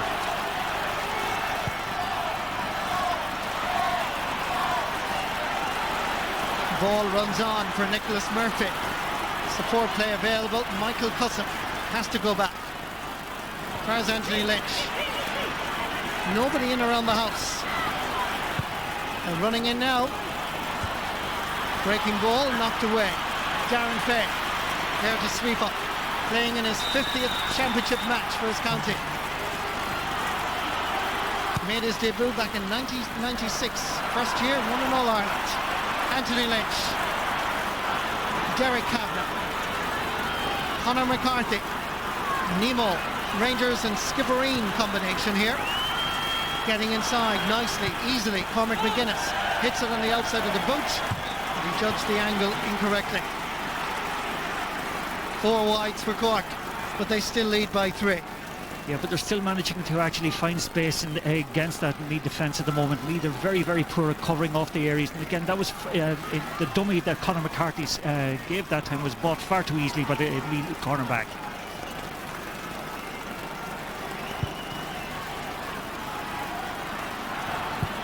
Kick out from Brendan Murphy, goes straight out over the sideline. Line ball for Cork.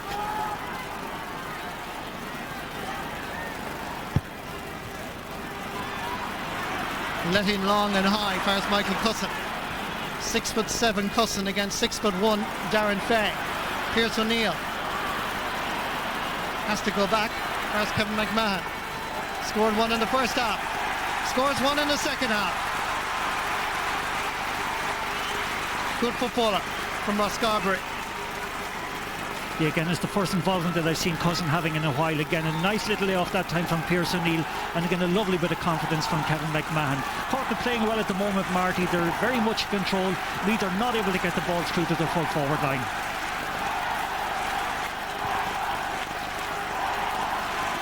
Kick out by Brendan Murphy, added to by Mark Ward. Derek Kavanagh playing well at centre field for his county. Ger Spillane. Graham Canty makes himself available, and it's back to Kavanagh once more.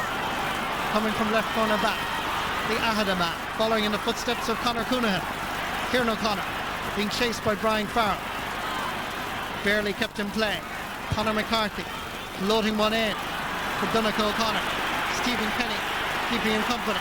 Backfires Kieran O'Connor, scored a point earlier in the championship, and that's lofted over the crossbar. Scored 1 point against Louth, and he scores another against Meath in an All-Ireland semi-final. 5 points between the teams. Yeah, that's a wonderful score from Kieran O'Connor. He started that move out about 45 metres from his own line, took a pass on the burst, gave a couple of 1-2s, and again just had that bit of composure to finish it off. It's a great score. And again, I think he had a collision then with Darren Fay, so Darren Fay might get a booking for that. No medal at underage for Kieran O'Connor. Played a few minor games but made no real impact. It's his second year on the team. Came on as a sub against Galway in the quarter-final 2 years ago, and again in the semi-final where he marked Colm Cooper. Good solid cornerback.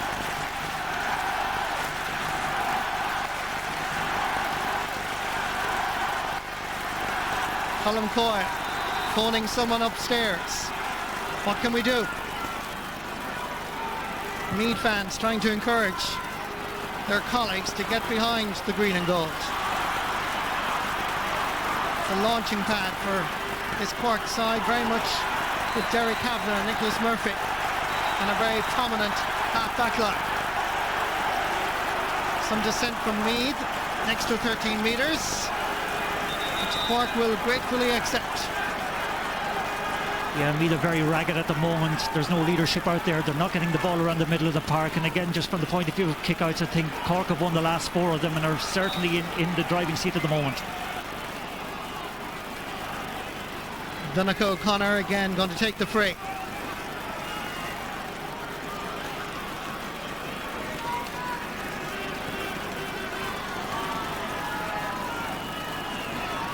Well beyond the 45-metre line. Long way out. It's curling to the left and unable to keep it in play. Conor McCarthy. Let's go down to the sideline for some news from Joanne Cantwell. Into the action very shortly. O'Connor, of course, was due to start, but then Seamus Kenny came on instead. And just a quick note on Colm Coyle on the sideline here. He's not been as animated as he has been in recent times, so we wonder why that is, Marty. We wonder indeed, Joanne. Thank you very much indeed. Side trailing by 5 points. Unable, I'm sure, to find their rhythm is the greatest problem. Lots of problems all over the pitch, particularly around midfield as this ball is floated in. 3 Meath defenders. Breaking ball comes down towards Michael Cusson. Referee spotted the foul by the Cork man. Free out to Meath. Chris O'Connor is the player that's coming on. He was named originally from Ballinabrackey, which is a junior club on the border of Offaly and Meath, very near Road, and he's coming on for Cormac McGuinness. Yeah, that's not a surprise actually. Cormac McGuinness has been struggling from the board go, and again the movement of Golding and O'Connor at different times when they were marking him was just that little bit too much for him.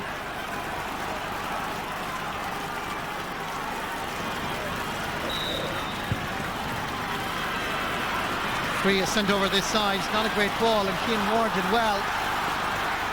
Goes off Michael Shields. Linesman indicates it's a Meath ball. Knocked away from Shane O'Rourke.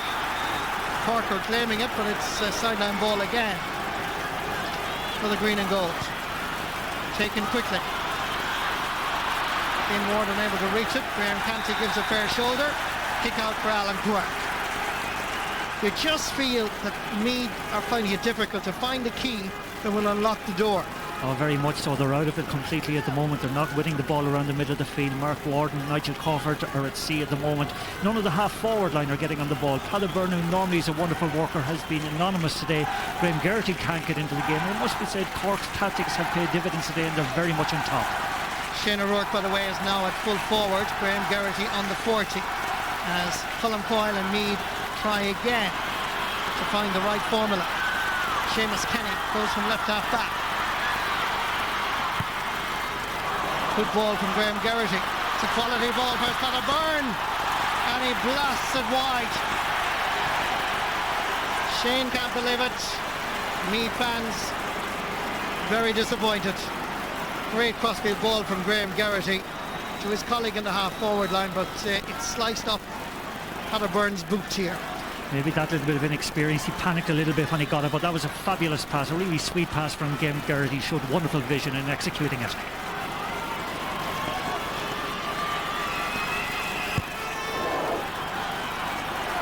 Head-to-head is an interesting tussle, isn't it? Graham Canty and Darren Fay fouled once each, number of possessions 7 and 4. Graham Canty, in terms of completed passes, dominating at the moment. In many ways it reflects the performance of Cork as well. But this game is not won. It's never won until Meath are heading down towards Navan. Backfires Nigel Crawford. Padderburn floating this one in. Alan Quirk gathers it into the chest and lays it up. Paris Conor McCarthy. Derek Kavanagh behind him in support. Kevin McMahon. Cork played much better with this short passing game. Darren Fay got a touch. Sideline ball quickly taken by Daniel Goulding. In powers Kevin McMahon. Getting inside the cover, gets inside Creevin King, does a slight deflection! It's a goal for Cork! A simple goal, really. Kevin McMahon will take the credit, but there is a deflection here. Decided to take on Creevin King, just got a left hand to it. It was enough to send it over to the sparing arms of the Meath goalkeeper Brendan Murphy. Cork 112, Meath 7 points. Yes, all a result of a very quickly taken sideline free, and again, lovely bit of quick thinking by Kevin McMahon. Again, benefited from the deflection, but that's a killing score. What a scoreline. 15 points to 7, an 8-point advantage. But we've all seen Meath, of all the counties in Ireland, they play right up to that final whistle. But this is an intimidating scoreline. Neil McKee fires Nigel Crawford. Point on its way perhaps, but it's tailing to the right and wide. 11th wide for Meath. Cork still on 5. Change in the Meath lineup. Padderburn is going to make way. And coming on is Charles McCarthy. Yeah, Cork are way more controlled with the possession. They're using it very well. They're supporting each other very well, and way more clear-headed than Meath. Meath just today have not been able to get into any rhythm whatsoever. And again, there has been a systems failure in the full forward line, with the exception of young O'Rourke. The two corner forwards that we expected so much from have been really redundant today. Haven't been playing well.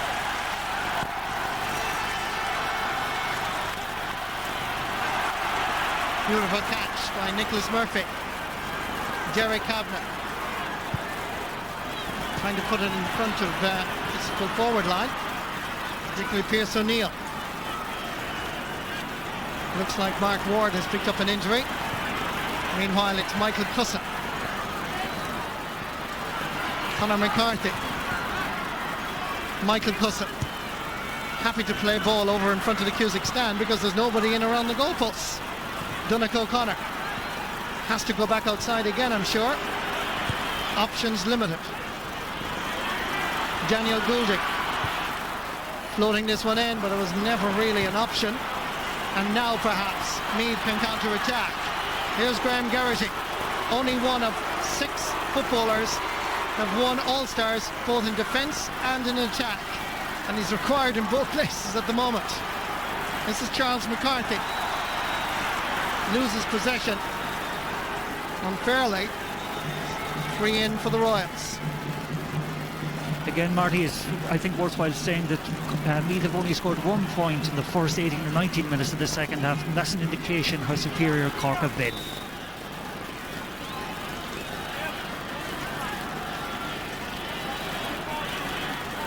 Of course, you will recall, Martin, it took them a long time to score as well, or at least find their rhythm in the first half as well. Here's one man who's been scoring, Brian Farrell. 3 points from Freese. Alan Quirk. Good hands. Confident play by the keeper. Kieran O'Connor. Anthony Lynch provides the overlap.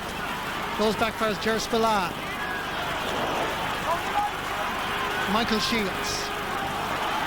Almost 13 minutes since Meath last scored. Noel O'Leary. Past the 45. Giving the ball inside. There's a chance of another goal. Going for the point is Pierce O'Neill. Mention Kieran O'Connor. Mention Pierce O'Neill. You've got to mention Ahada.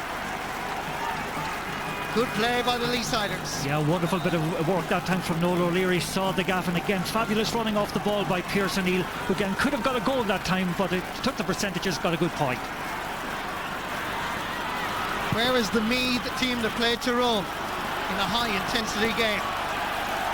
Are Cork a lot better than what we actually read into their performances against Louth and Sligo, Mark? Well, I think the game was perfectly poised this time for Cork. They've been poor against Sligo. They were poor enough against Louth. It made work very hard actually to beat Louth. And maybe we read too much into the Meath victories over both Galway and Tyrone, and they came under with too much expectancy today. But certainly they have wilted under that expectation, and at the moment they're going out the gate. 55 minutes played, 9 points between the teams. I don't think anybody involved in the GA would have anticipated that sort of a scoreline. Pick up by Alan Quirk, a little bit shorter than normal. Noel O'Leary. Conor McCarthy. The much talked about Meath Dublin potential All-Ireland final. Doesn't look like it's going to happen now, and I'm sure that the Kerrymen will have something to say about that next Sunday as well, which you can see here on the Sunday Game Live. Here's Graham Canty trying to get away from Stephen Bray, who has to defend inside his own half-back line. Kevin McMahon, nice easy ball for his cousin, laid off for his Donegal O'Connor, hits it with his left, but it's gone to the right and wide. Well, I'm sure Cork people all over the world watching this will be enjoying it. We send our best wishes to John Joe Newman in the Mercy Hospital in Cork, looking on, and indeed Brian Murphy and Aidan Shields, son and brother of Dr. Con Murphy and Michael Shields, watching this game in San Diego. So far, it's been very good for Cork, and it's possibly going to continue on that. Shane O'Rourke did very well to keep it in play. The umpire now has signalled the ball wide. Nothing is going right for Meath. No, there's no rhythm, there's no combination. Again, passes are being misplaced. Again, the movement has stopped completely, and unless they get a goal very quickly, there is no way back for them. It's easily Cork's best performance though, Martin, but perhaps I think the credit should be given in the change of strategies and tactics, bringing Michael Custin around the 40, putting Pierce O'Neill in, playing a lot more short ball. I think also Daniel Golding has been a revelation today. He's been very busy in the corner. Donegal O'Connor has also worked very well in the corner. Cousins has been good, but I think the overall play of each and every one of the Cork players has been on a level higher than what Meath have been able to give. And Nicholas Murphy and Derek Kavanagh have done very well at midfield. Breaking ball comes down for Anthony Lynch. Nicholas Murphy is available. Pumping the ball in towards the corner. Donegal O'Connor getting away from Chris O'Connor. Nice combination play between Goulding and O'Connor, but it's well wide. You know, Meath, or Cork at the moment rather, have so much of the ball. They should be putting a few more scores on the scoreboard. They're just getting a little bit complacent, a little bit cocky. And again, as I said earlier, if Meath got a quick goal, knowing what Meath are like for comebacks, they'd be quite capable of narrowing that gap significantly. And just about 12 minutes to do it, I'm afraid. And at the moment it's one-way traffic for Cork. With Derek Kavanagh. Spillane to Cussin. Back to Nicholas Murphy. Who would have expected this sort of control in an All-Ireland semi-final when you think of Meath's performance against Tyrone, against Dublin? And when you see Cork's performances against Louth and Sligo, certainly the game against Sligo was one of the most disappointing games of the season. But one always sense, and Mark, you were with me in Killarney, that when you saw Cork play against Kerry, you felt that there was a lot more in this Cork tank. Well, I saw Cork a couple of times during the National League. I saw them playing Mayo. I thought they were the best team Mayo played in the National League. I thought the Munster final that we were at in Killarney, they were outstanding in that game. Lost narrowly by 115 to 113 with 2 late scores. Donegal O'Connor tags on another one. That's 5 points for him. 2 of them from frees. Change again in the Meath lineup. Looks like Niall McLaughlin is coming on. Former Meath Footballer of the year when Wolf Tones won the Intermediate Championship. He played wing forward against Fermanagh, scored a point, and the player that's making way is Shane O'Rourke. Michael Cusson. Conor McCarthy. Ball falls into the path of Pierce O'Neill. Daniel Goulding is over the other side. He's taking his point for his second. It's one-way traffic, and almost with certainty, with just over 10 minutes left in this game, you could say, start booking your tickets, Cork. Well, very much so. Again, surprising the way that Shane O'Rourke was taken off. I know he hasn't been that prominent in the second half, but I think, the ball wasn't coming into him, and he seemed to be working hard. Maybe he was punished for that ball that went out over the line. Meath have only scored once in this second half. With 25 minutes played, 1 point by Meath. It's a frightening statistic if you happen to be from around Dunshaughlin or Navan or Nobber or Screen. Cork totally dominant.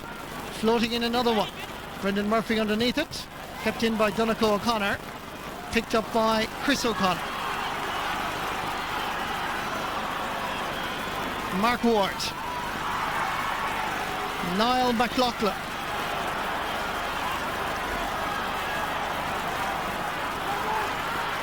Brian Farr. Kevin Riley. Nigel Crawford. Free into Meath. All Cork have to do now is pack the defence, keep getting players behind the ball.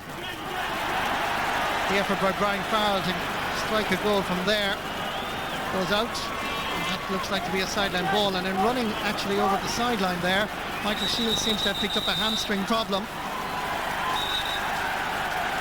Just seemed to fall on all on his own. Referee is having a word with Graham Geraghty. Some dissent there, I would think, as Brian Crowe, I'm pretty sure, now that he's put his name in the book, is going to show a yellow card.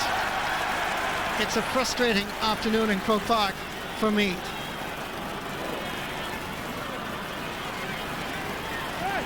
Yeah, maybe we built them up too much. Again, I said that earlier in the commentary. Maybe, just a lot of them have been very inexperienced. There's only 2. I think the loss also of Anthony Wiles beforehand. He was the one player that they looked to all year to draw them out of difficult situations. Nigel Crawford combining with his midfield partner Mark Ward. Floating this one in. 3 Cork lads underneath it. They bat it out. Graham Geraghty puts it in. Comes off the crossbar. It's on the goal line. Saved. Cian Ward is there. Referee Brian Crowe is there as well. The ball is scrambled out. And Anthony Lynch comes away with it. Good defensive play by Cork. Lynch is fouled by Charles McCarthy, and that's going to be a free out for the Leesiders. The only real bit of intensity I think that we've seen in this second half. Yeah, I thought actually that ball might have crossed the line. I'd need to get a second look at it, but again, just watch it bobbing around here again. Fisted out, I think, originally by Graham Canty. Comes back in, hits the crossbar. I think the back's got across and covered off very well. We might see it better from this angle here. No, I think it's been cleared at this stage. But again, good Cork defending. Back there in numbers, no difficulty. Dermot Duggan is on for Cork instead of Michael Shields, the corner back. Ball dropped in again. Brian Farrell comes up to gather it. Turning. Loading it very, very high. And over the crossbar. That's the first point for Meath in 22 minutes. And it's Brian Farrell's 4th in all and first from play. Cork are changing their full forward line. Kevin O'Sullivan is coming on. instead of Daniel Goulding, who has certainly played his part with 3 memorable points, 2 of them from frees. Billy Morgan congratulates his young emerging star. Yeah, Goulding will be very proud of the way he played today, give Cork an awful lot of options up front, but again Kevin O'Sullivan, who's coming in, is also quite a useful performer. Compliments for Daniel Goulding. Once Cork won the Under-21 All-Ireland this year when they beat Laois in the final, there was a great air of confidence that this team would mature. Maybe it might take another year, but certainly Cork doing well. But even at this stage with 6 minutes left, Meath fans leaving, heading home, very disappointed. This was not quite what they were expecting. Nicholas Murphy taking the free. Conor McCarthy. Kevin O'Sullivan. Back to McCarthy once more. Floating this one in. Brendan Murphy will escort it out over the end line. But I think the point you made, Martin, is worth dwelling on. The absence of Anthony Moyles. His roving commission from centre forward, centre back, wherever he played, was crucial to the overall Meath formula. Very much so. Again, one man mightn't have made a complete difference today, but again, I know when they were under pressure against Dublin and in the previous games, he'd been the inspirational, he'd been the fulcrum for an awful lot of what was good in the team, and he has the experience to give the other younger lads some direction. Brian Farrell. A little bit of support, but you know when nothing goes right for you. I think it's one of those days for Meath. That little cameo there, I think, explained it all. But there's a huge lack of leadership around the middle of the field where Moyles would be operating. Ball in first, Kevin Sullivan. 4.5 minutes left. Donnacha O'Connor. Happy to tag on another one. 6 points for Donnacha O'Connor. 4 from play, 2 from frees. Well, that's a lovely score, and again a patient build-up, and again O'Connor looping around, taking the pass, and again shooting a wonderful point. He's had a fabulous game today. Kick out, comes out first, Pierce O'Neill. Nicholas Murphy. It's almost like a challenge game. Played at a pace that you wouldn't expect, having a wonderful championship we've had right through since May 13th, I think we started, with Longford and Westmeath. Back outside for Conor McCarthy. Donnacha O'Connor floats this one in, hoping for a long ball to seek out Kevin McMahon. Kevin Riley is with him. Kevin O'Sullivan landing now.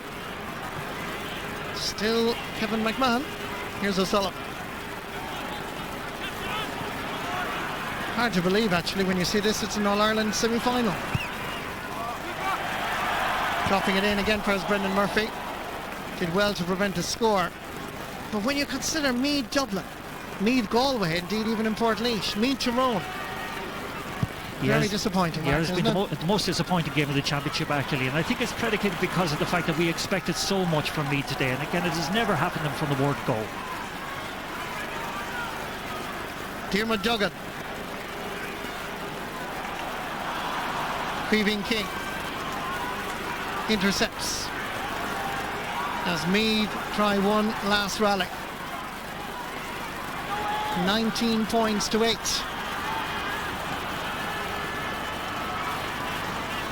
Stephen Bray takes his point, getting his second of the day.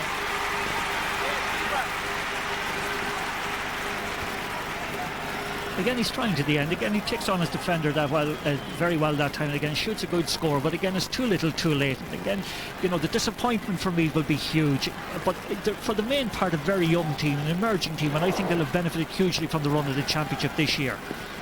And I suppose, Martin, really, this is Cork's third All-Ireland semi-final in a row. They've lost the previous 2 to Kerry, so that little bit of experience in your back pocket coming to Croke Park is also important. I think so, and I think a lot of people, when they were doing the analysis of this, read too much into the Meath wins over Tyrone and Galway, and actually didn't give Cork credit for their experience, number one, and again the track record they have in recent times. And when you consider that Cork don't have James Masters, sometimes teams play better without their star performer, which seems a contradiction, but that is often true. Donnacha O'Connor, Michael Cusson. Kevin O'Sullivan having a lash, but it's wide. Cork now increased their tally of wides to 9. Yeah, well, Cork have looked very fit today. Their movement is very good. There's great variation to their play. Again, we all expected the route one ball going into Michael Coulson. It never materialised at all. They played a possession game all day and they've been absolutely outstanding. Owen Cadigan from Douglas in the south side of the city is coming on. Noel O'Leary is delighted, and rightly so. He's looking for his colleagues. Now he finds them. Goes up to the seated area, the lower tier of the Hogan stand. Certainly before this game started, I was in the Cork dressing room. I've never seen a more relaxed dressing room than Cork. They were really confident. They came up here last night to Dublin, making sure that they were ready. Nigel Crawford stopped by Graham Canty, punched away. Ger Spillane comes back by his Bray. They're looking for a goal here. They're trying to seek out Geraghty. Back it comes again. Pierce O'Neill is back there too. And so too is Dermot Duggan. And the referee, I think, is just going to give a throw ball here. Another substitute coming on for Cork. Alan Cronin from Nemo Rangers is coming on for Pierce O'Neill. And at this stage, it's only to just give Alan a little run out, I'm sure. Big round of applause as well for Pierce O'Neill, who scored 2 points today. Yeah, I'm just watching Pierce O'Neill coming over there. He was embraced by Billy Morgan. Billy, certainly when you consider 40 years ago he won an All-Ireland here. Brian Farrell as well, just to blast this and try and get a goal, put a bit of respectability on the scoreboard. Brian Crowe telling all the players to stay outside the 30-metre line. Here's Farrell. Blast, stopped again. When it's not your day, it's simply not your day, no matter what you do. Incidentally, I should have said Billy Morgan lost an All-Ireland final to Meath in 1967, not won one. He eventually won one in 1973 when he was the captain, and it looks like he's led his side, this young side that have often been criticised, but Billy has been very loyal. And if any man could guide Cork to an All-Ireland final, people all over County Cork will say there's only one man, Billy Morgan. He's given his life to football, and at 61 years of age, it looks like he's now back in Croke Park in September, taking on Kerry or Dublin in the All-Ireland final. Cork's last final was in 1999 when they lost to Meath. Joe Kavanagh scored a goal and a point, and indeed Joe Kavanagh is getting married at the end of the month, and we wish him well. Honeymoon could well be cancelled with Cork in the All-Ireland final though, knowing Joe's love of football. We're into injury time. Niall McLaughlin trying to break down this resolute Cork defence. They've been very, very tight. Stephen Bray, crossover for Derek Kavanagh, and Nicholas Murphy it was that got there first. And away come Cork. Here's Kavanagh. He's played well, distributing the ball over. As Kevin O'Sullivan. Donnacha O'Connor is the one man up front, taking on Darren Fay. Out as far as Alan Cronin. The referee, Brian Crowe, last year's All-Ireland final referee, blows the full-time whistle. Billy Morgan with his management team. Ger O'Sullivan, Christy Carney, Sean Murphy, Teddy Owens, they're all there. They're celebrating a wonderful victory. The two Grahams congratulate each other. Graham Geraghty of Meath says well done to Graham Canty. Billy Morgan says well done to Colm Coyle. They met before in the All-Ireland finals when Colm Coyle was a right half back in 87 and 88. Billy was then the manager, as he is 20 years later in 2007. This is Derek Kavanagh of Nemo Rangers and indeed Cork captain. He too has a word for the Meath manager. For Darren Fay, it's heartbreak and disappointment. But it's Cork. Their hurlers might have gone out at the quarter-final stage after a wonderful struggle with Waterford. But Cork footballers and Cork people will now be heading back to the capital for the All-Ireland final. Will it be Kerry? Will it be Dublin? Kevin McMahon's goal after 51 minutes sealed victory. Let's go down for some post-match reaction and join our colleague Joanne Cantwell. Thanks, Marty. Well, Billy Morgan, this Cork side have suffered so much semi-final heartache in recent times, but today they really showed what they're made of, didn't they? Yeah, well, I keep saying that this is a great bunch. Like we lost 2 years ago to Kerry, lost heavily. We lost again last year, but not as much. We'd improved, and we've been making steady improvement all the time. And we came up here today very, very confident that we could win. You look like you'd really done your homework. Are you pleased with how the tactics seem to go right today? Yeah, I suppose everything we talked about and planned to do worked for us. And yeah, I was very pleased from that point of view. We talked the last day about how important your midfield was, and again today they really excelled. Yeah, well, I keep saying that that Nicholas Murphy does not get the credit. When they talk about the best midfielders in the country, Nicholas is rarely mentioned. And to me, he's second to none. And Derek Kavanagh, alongside him, gets through an amount of work. And would you ever tell Michael Lister up there that you asked me about the midfielders and the backs the last time, you didn't ask me anything about the forwards, and that's why I didn't mention the forwards. Well, let's talk about them today, because there was so much worry because you didn't have James Masters, but that was a nice scoreline you put up there. Well, it was. James is a huge loss to us, but we have other good forwards. Donica, I keep saying, is a top-class forward. Young Daniel Goulding, who came in today, did his job. And your fellas like Kevin McMahon and Pierce O'Neill, Michael Cousin, Johnny Miskell, they all work their arses off. So, It must be very pleasing, the fact that you took control from the game almost straight away and held on to it throughout. Yeah, well, I suppose one thing you could fault that we might have had was that we were only playing in patches, but we were determined to start well and to maintain the momentum, and we did that, Billy Morgan, well done. You're an All-Ireland finalist, so good luck for that. Back to Michael. Well done again, Billy. Yes, indeed, a great win for Cork. Out of that total of 1 goal and 16 points, Cork scored a goal and 12 from play. It's an interesting statistic, and indeed Cork now look forward to play Kerry or Dublin in the All-Ireland final.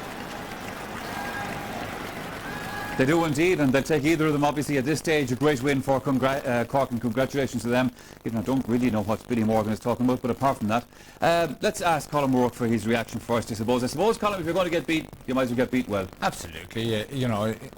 In fairness, Cork, I think, out-thought, out-fought and totally outplayed Meath, particularly the second half. And it's good to see that Billy hasn't lost his edge anyway. I think we did say that the Cork forward would look like the weaker link of their team. As it turned out, Kevin McMahon and Pierce O'Neill, and I thought particularly Donegal O'Connor, were outstanding today. So Cork were full value for a big win. Billy talked about the sort of steps that they've taken over the last 3 years. Their third semi-final, improved each time, and they showed it today. The physical presence around the middle of the field too, which Meath weren't able to match. And fair play to them, well done, Cork. And it's really a mark of a good set of players. In fairness, Joe, that 2 years ago, as Billy Morgan said, they got a walloping here in a semi-final. Now you can fade away, you can let it get you, or you can come back and build on it and see if you can put it right. Aye. Well, I suppose with it being a two-horse race in Munster, it also gives psychologically the players know, look, if they put their shoulder to the wheel, they're going to be there or thereabouts come quarter-final stage. It's very hard not to be in the quarter-finals. Then they had to beat Sligo and Louth to get to a semi-final.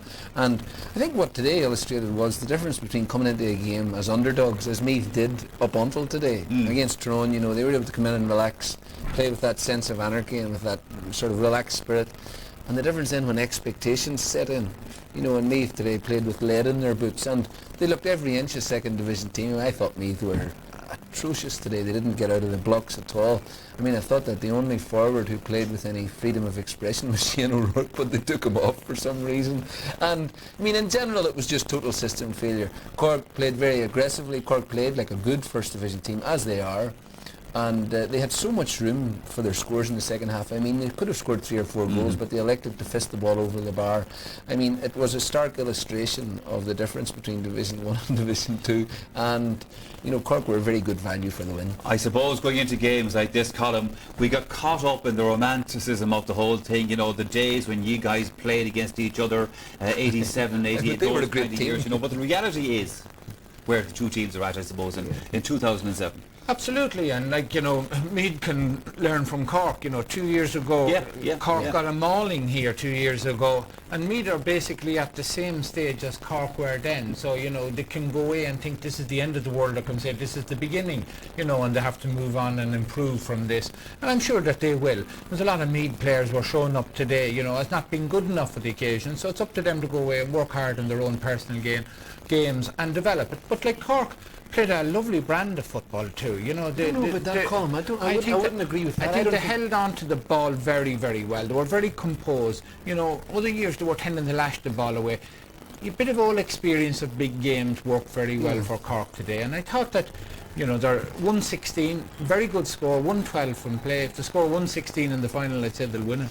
One thing about Cork, we're on the middle of the field. I was just going to say that. I mean, the Meath midfielders made no impact at all, and it was a most un-Meath-like performance, because even in the first half, they weren't good enough when they got the ball to kick the ball along to the edge of the square. So the Meath forwards were starved of the ball during the time when Meath were in the ascendancy early on.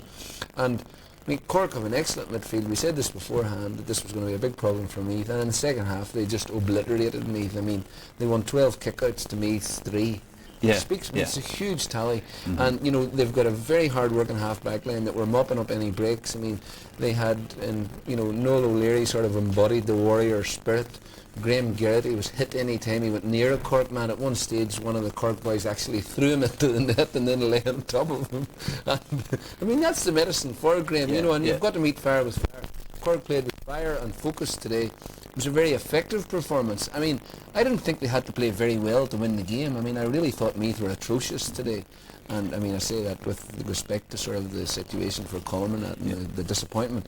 But I mean, that was the reality of it. I mean, I thought that Cork didn't have to play that well, but they did the job very effectively. You needn't worry about me. There's no great disappointment. If you lost by a point in a tight game, they'd be disappointed. But when you're overwhelmingly outplayed, you say, fair play to Cork and good luck to them. Absolutely. The years ahead are for Meath, perhaps. OK, we're going to take a break. Back after that with further comment on today's semi-final.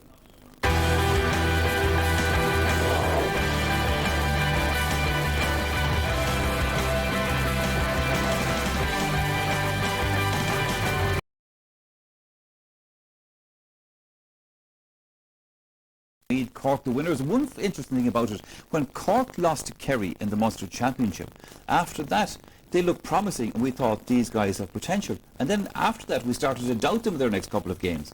Yeah, well, I suppose they didn't look probably too impressive against against Sligo, and Sligo, but Sligo just 14 men. All they had to do was to win to get to this stage. Cork probably were planning, Billy Morgan's probably planning ahead that when he saw the opposition that was being put in front of him, he was probably fairly confident that he was going to be here today, and that 2 big games for him, that's all he's thinking of. Well, the last number of years, Colm O'Rourke, we're very used to getting the opinions of an O'Rourke here on the Sunday game. Time is moving on. It's the opinions of another O'Rourke. Shane is with us. Thanks, Michael. Shane, just tell us, what is it like in that Meath dressing room at the moment? It's hard, at the moment everyone has the head down, there's not much been said, but we'll have to pick ourselves up and get over it. It was a great year, I suppose, for us, but just we didn't seem to come out of the traps today for whatever reason, and it's just very disappointing at the moment. But just nothing seemed to go right for you today. Did you feel like that when you were out there? Yeah, I suppose, in the first half they got a bit of a lead, and they got, I think, a 3 or 4 point lead. We got back, and then they got another few points to go. I think 3 points up at half time, so we felt at half time like we weren't after playing at all, and we were still right bang there and well in the game, and for whatever reason, like, we came out in the second half and just things didn't go our way at all for whatever reason. Cork, fair play to them, they had their homework done, they were the better team on the day, but I don't know, for whatever reason we just didn't play. You hit so many wides today, and at the start of the match as well. Did that get you and play in your minds? Not really at the start, no. You wouldn't pass it anymore. You kind of just try and pick things up and get on with it and try and get the next one. But I suppose as the game wore on, we started kicking more in wides and got a bit more frustrating. But I think it was just overall, we just couldn't seem to get things going, not just up front. Well, Shane, it has though been a great year for you. What's it like playing in that full forward line? It's great, yeah. There's 2 great lads either side of you there, Brian and Stephen. There's great lads all over that pitch, but just, it's a nice young team, and hopefully we'll be bang there next year again, and hopefully the bulk of the team will be back again next year and we'll give it a right good go again. Shane, we're looking forward to seeing plenty more of all of you. Thanks a lot today and hard luck. Back to Michael. No doubt we will, but Joe Brawley, you know, there are days like that, and I suppose Colin Coyle's put his finger on it, Shane has put his finger on it, we've talked about it here. Just you can analyse it all day long, and if it just doesn't happen for you some days, it doesn't happen. Yeah, it was just beyond them. You know, there's no shame in it. Like, it was just beyond them. They weren't up to it at this stage, and you know, it's exactly the right attitude to say, look, we go back and we work harder and we learn from everything that's happened here today, you know, and we come back psychologically stronger and all of that. And we just weren't ready for it. There's no shame in it. Like, they just weren't ready for it. When you're 19, you find it hard to understand what goes wrong, but when you get to 49, you'll understand very easy that, Yeah, you know, you right. go out there and your whole world collapses around you, but the sun will shine tomorrow morning and they can get up and get at it And again. you'll still bring him his breakfast. And That's right. That's what's wrong with the boy. Spoiled out of his wits. We're just relieved to wake up in the morning. But Cork are a good team, like, you know, and they're a good team. hardened Seasoned, championship absolutely. outfit, and fair play to them. They came out, set out their stall, and like Billy had fire in their bellies as he always does, and fair play to them, you know, hats off to Cork, great day for them. Okay, one semi-final over, Joe. Next Sunday, it's Kerry and the Dubs. Yeah, well, the Dubs will throw the kitchen sink at them. You know, this is the Dubs make or break. There's nothing else after this. You know, if Kerry beat them, I think that will probably signal the end of Paul Caffrey's time. You know, it'll be the end of the adventure to win in All-Ireland. And I think that although, you know, they have many limitations, that on a one-off basis, you know, they have a chance to win the game. I mean, Kerry, man for man, have better footballers, there's no doubting that. So it's a day for, I don't like to sound corny like this, but it's a day for heroes to emerge. I mean, the Dubs are just going to have to, I mean, it's going to have to be life or death. They're going to have to give it everything. Everything's going to have to go right for them. But they could win it. You know, I mean, it's an outside chance, but they could win it. It is a game next week. It would be brilliant. And it would be brilliant to see them winning it. You know, it would be brilliant. Sitting here last Sunday evening, I thought God was definitely from Kerry. And I haven't changed my mind on that, and I don't think there's absolutely, I want to endear myself to the Dublin supporters, there's absolutely no chance of Dublin beating Kerry. Well, you know, I didn't want to say it. Well, even in the depths of his own disappointment, he doesn't lose faith in his true values. But if you had to listen to, I mean, Tony Davis's gluten out there, I mean, it was absolutely unbelievable. I don't know how O'Rourke managed to restrain himself. I mean, it was shocking. Just shows the way you can mellow with age. Except in relation to the Dubs. Listen, I mean, we've seen Cork here today, as I said to you earlier, we've seen Cork through the championship. Are they good enough to win All-Ireland, Cork? Regardless whether it's Kerry or Dublin. Well, I mean, I think they have a lot of things going for them. The forward division is still a problem. You know, they don't score slickly and freely enough. I think that they're very good in the midfield. I mean, there's no better midfield left in it. I mean, it's very difficult to say. I mean, I still think that the odds are against them winning it. I think particularly if Kerry get through, I would expect, I mean, even though there's bound to be terrific motivation for Cork, you would still have to favour Kerry because they're so good on the big And day. I would like to point out to Billy Morgan, as these lads said these things about them, not me, you know. Okay, just a reminder to you tonight that the Sunday Game Evening Edition, as well as the regular features, we have a look behind the scenes with some of the country's top referees. Now, we know what they do in the field, but how do they actually go about it and prepare for such responsible roles? Final. A lot of people were actually anticipating a very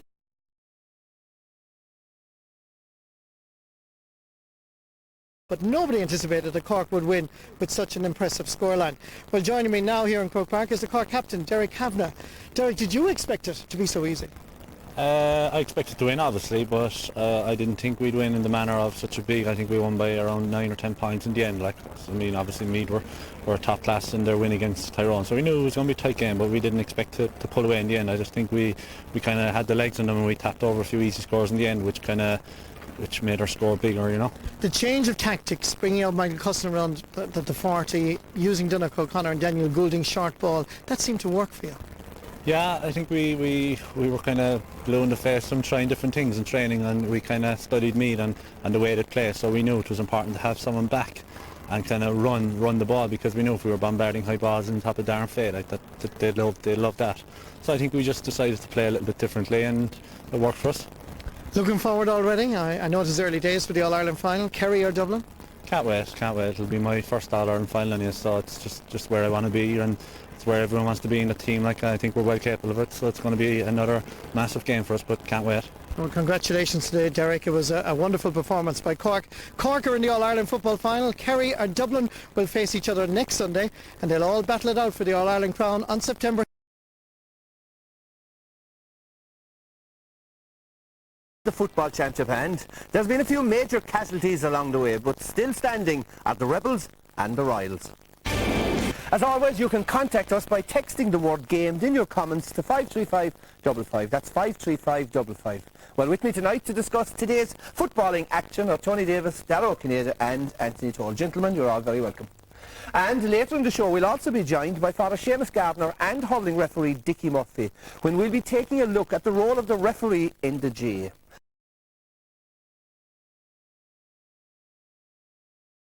Years ago to Kerry, lost heavily. We lost again last year, but not as much. We'd improved, and we've been making steady improvement all the time. And we came up here today very, very confident that we could win. These things happen in football. It's whether it's the favouritism tag or whatever. We just didn't play, and they didn't do themselves justice. And I'm very proud of them. They had a great year, but they just didn't play on the day. We felt at half time like we weren't after playing at all, and we were still right bang there and well in the game. And for whatever reason, like we came out in the second half and just things didn't go our way at all for whatever reason.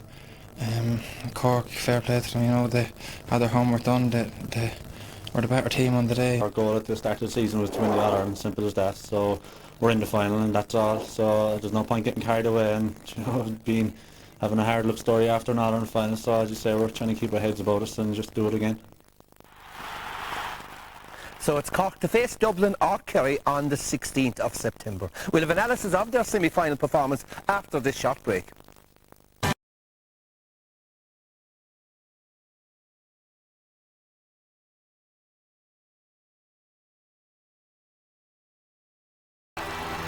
You're very welcome back again. Now, Joe Bradley said today you were gloating after the game, so I suppose we'd better allow you gloating in tonight. It's lovely to be surrounded by two Kerrymen here. Are you going to tell us you expected Cork to win by 10 points? No, I expected Cork to win, Pat, and anyone that asked me for the last couple of weeks, I did expect them to win. Cork were in the perfect position, Pat. Everyone was saying they written them off totally, and they said they weren't going to win. I couldn't understand where they were getting their form from. Where do you support us today? They weren't there, Pat. Very small Cork supporter. They just didn't turn up. All that was there today was the genuine Cork support, and I met several of them after, and they were disappointed by the support that was there. In Cork, Pat, as you know well, Cork is a hurling county, and there's a very small, hardcore football fans there, and they were there today, and they'll follow you through every league game. I nearly know the faces in the crowd, Pat. It's always the same people go to the game. Darragh, Colm O'Rourke said after that Meath were outfought and outplayed. Fair assessment?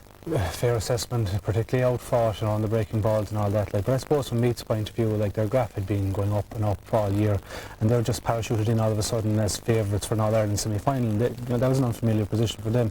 I think it was a case of, you know, too high, too far, too soon in Meath's case, and, you know, they're going to go back maybe and, you know, go back to the drawing board and revise their plans, and they'll come again. I remember when we made a breakthrough in Munster when I was playing in 1996, you know, we thought we were the bee's knees as well, and we come to an All-Ireland semi-final, we're beaten by Mayo and well beaten. Similar stuff today, you know, they were just outfought, and it's, you know, it's no disaster from Meath's point of view. Shane O'Rourke said they never came out of the traps. I mean, why is that? Because we know they can play good football. We've seen good football from them during the championship, but they didn't perform today. A lot of the credit has to go to Cork. Like, coming out of the traps, you know, in effect, in practical terms on the field of play can mean just winning, breaking ball, contesting every ball. You know, Meath have set their stall out from the start of the year that they kick the ball into their full forward line and contest every one. But even today they couldn't win enough ball to kick it into the full forward line, and when they did, they were just outfought and outthought inside. The aggression, the level of aggression from Cork, controlled aggression, was really, really impressive today, and that's what it means in practical terms. Anthony, did you read too much into Meath's performances against Galway and Tyrone? I think so, Pat. I also probably didn't read enough into you know, the good parts of Cork's performances, you know, even against Kerry and against Louth. I think it was difficult to foresee, you know, the result that happened today. I think, you know, the smart money was on Meath. The form, they were the form side. The momentum was with them.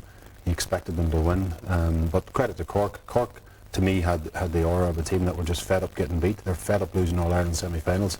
You know, they came up to Croke Park today with a purpose. They were hell-bent on winning. You know, they had great leadership all over the pitch and tremendous individual performances. We asked a lot of questions about them. We wondered how they would cope without James Masters. Today, Don O'Connor stood up, Pearse O'Neill stood up, Kevin McMahon stood up and were counted. And we wondered how they'd play Michael Cusson. They drew him out, and he actually had an excellent game today further out the pitch. But Cork certainly answered a lot of the doubts that we had about them going into the game, and credit to them. Tony, you were very impressed, and I think all of us were, by Cork's defensive play. They've been superb defensively anyway for the last couple of years, haven't they? They have, one goal conceded in the Championship this year, one goal conceded last year, and I think they only average about 10 points. They concede about 10 points per game. It's some record. It's very good, and the defence starts from the pressure put on by the half forwards well up the field, and that counted a lot today from Meath, because Meath inside forwards, what they're looking for is direct ball in, and they just weren't allowed. All the midfielders, the half forward, and everybody put him under pressure. Here we see Graham with the ball, kicking it out the wing, and who comes back? Kevin McMahon, who's played an exceptional game today again, won a great ball, and off they go again. And one thing about the Cork team today as well, they drove on. Every time they got the ball, they drove on. Here, Derek Kavanagh again, his work rate is phenomenal around midfield, kicking the ball in. No, this is one thing that's very apparent today. Meath drew 2 players back, and the Cork 2 wing backs, Anthony Lynch and Ger Spillane, mopped up a load of ball. This is Cork putting him under pressure again, goes to Bray and kicks the ball wide under pressure. Now the pressure started way back the field and started at number 15 right out to the end. Here, that was a kick out meant for Michael Cusson. Michael works back, wins the ball, lays it off and starts another Cork attack. Here we have, the game was over, there was nothing to win at this stage. See Graham Canty, there's 1, 2, 3, 4, there's 7 Cork players behind the ball, and that hunger that Cork brought into the game, from listening to everyone saying Cork are no good, Cork will win nothing, that gets into the players' head, and Cork are better off as underdogs, and no matter who Cork will play, be it Dublin or Kerry in the All-Ireland final, they're going to be underdogs. So that mentality suits Cork football. Yet if we were seeing a Northern team adopt those tactics and 7, 8 players behind the ball, we'd be criticising They them. weren't fouling, Pat. Yeah. What happened today was Meath didn't kick the ball long. They held the ball up, Cork shielded them outside, they held the ball up, that allowed the players to stifle back. It wasn't like there was 7 or 8 players behind the ball all the time. They wasn't, because when they won the ball, they broke like lightning, they flew up the field. Every one of them, Kieran O'Connor went up the field, Ger Spillane went up the field, they did it very well. Most successful teams are at that now anyway, you know, the Kerrys and the Dublins are at it as well, like, you know, putting See Anthony Toll smiling over here though. It's not just, it's not exclusively a Northern trait. We want to balance it out here. Darren, one aspect of the game you wanted to highlight was fisted points. There was 5 of them. An unusual amount of fisted points, and you know, we've been critical of the Cork team, and a lot of that criticism has been justified up to now. You can't say they were very highly impressive against Sligo and against Louth, but today they were hard running and hard working, and a lot of their points, as we say, came from fisted points. I think it was 5 in all, and they were just supporting the man of the attack.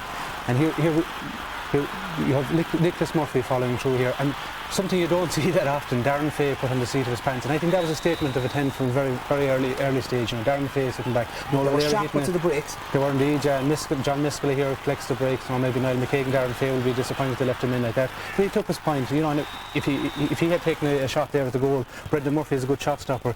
Here again, we see the ball put into the corner. Donogh O'Connor holding it up, and Kieran O'Connor continues his run. Again, didn't allow Brendan Murphy just make the save. That was a good over the bar. It possibly was. And here again, Noel O'Leary, who won a pile of these breaks today, and he was set up a lot of these, you know, thrusting runs through the middle, holds the ball up and sees Pierce O'Neill coming at pace, and again, possibility of a goal. Didn't make a hero of the Meath goalkeeper, took their fisted points. But you have a point to make about those fisted points. Well, there'd be a question of, you know, was it an open fist or a close to press? That would be being pedantic at this stage. I mean, some of them were hit with an open fist, but every player... Which is illegal. Which is illegal, and I'd question whether it shouldn't, maybe that rule should be changed. Just if there is a striking action, the ball goes over the bar, but certainly at least 2 of the 5 today were with an open hand. But isn't it better that they're allowed, you know, that the play is allowed on, because it's creative play, and they were punched over the bar. The last thing you want is people to be pulled all the time for panning the ball over the bar. Yeah, it's a rule. It's an anomaly in the rules. Those are perfect points. Yeah. The fellas going through goals, taking the right option, tapping it over the bar, should be allowed. Anthony, the last day after their victory over Sligo, you highlighted their centre-field dominance, and they dominated against centre-field, but in probably a different sort of way. Is that fair? Yeah, and we've got used to Cork's domination in midfield. I think in all the games they played, even the Munster game against Kerry, they won the midfield battle. Do you know, like Billy said, do we underrate Nicholas Murphy? Do we give him enough credit? I don't think so. I don't think so. Like I've been, you know, one of many have highlighted his good points over the years, and today he was excellent as well. But Cork didn't have to rely on Nicholas winning clean possession today. You know, time and time again, they were the guys that were in underneath the high ball. Noel O'Leary in particular, who was excellent today in winning breaking ball. And they weren't just winning the breaking ball; they were moving at a pace out of their defence. And we saw this time and time again. High ball, they'd won primary possession, but when it goes to ground, it's Derek Kavanagh there to pick it up and feed it off. And again, you see the support play and the ball being worked at pace. Another kick out, and this one picked up, and again it's a pace, and you see Derek Cavan again in support. And this was going on, particularly in the second half, Pat, whenever... They were the hungrier team. They were, and that last one, there was 3 or 4 Cork men around the ball to pick it up. And it wasn't, as I say, it's moving the ball at pace.